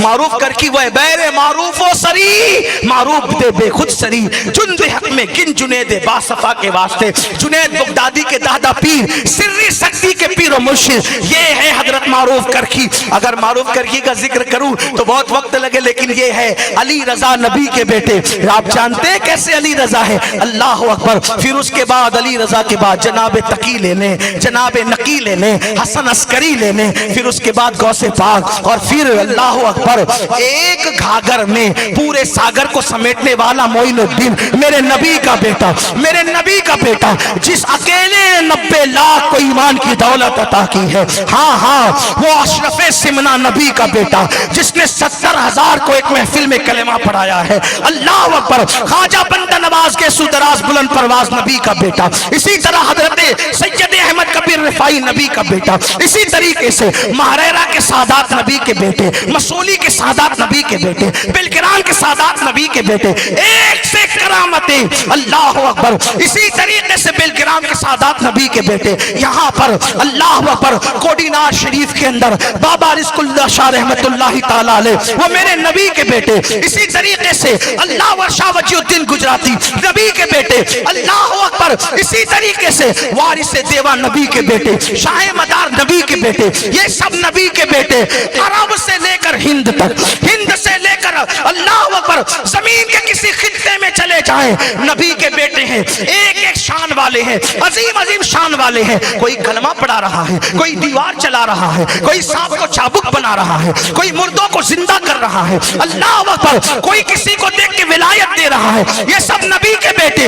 اب سن لے، آخری میں جو امام مہدی میرے نبی کے بیٹے آئیں گے، اس شان کے آئیں گے کہ عیسیٰ علیہ السلام جیسے پیغمبر ان کی شان بتانے کے لیے ان کے پیچھے کھڑے ہو کر کے نماز پڑھ رہے ہوں گے، وہ بھی نبی کے بیٹے۔ اب حضور کی حدیث یاد کر لو، فرمایا حسین میرے بیٹوں میں ایک بیٹا ہے، زین العابدین سے لے کر کے امام مہدی تک سارے سیدوں کا حسن سمیٹ لو، سارے سیدوں کا علم سمیٹ لو، سارے سیدوں کا تقوی سمیٹ لو، سارے سیدوں کی پرہیزگاری سمیٹ لو، سارے سیدوں کی کرامتیں سمیٹ لو، جب سب سمٹ کر کے ایک ذات بنتی ہے تو اس کو حسین ابن علی کہتے ہیں۔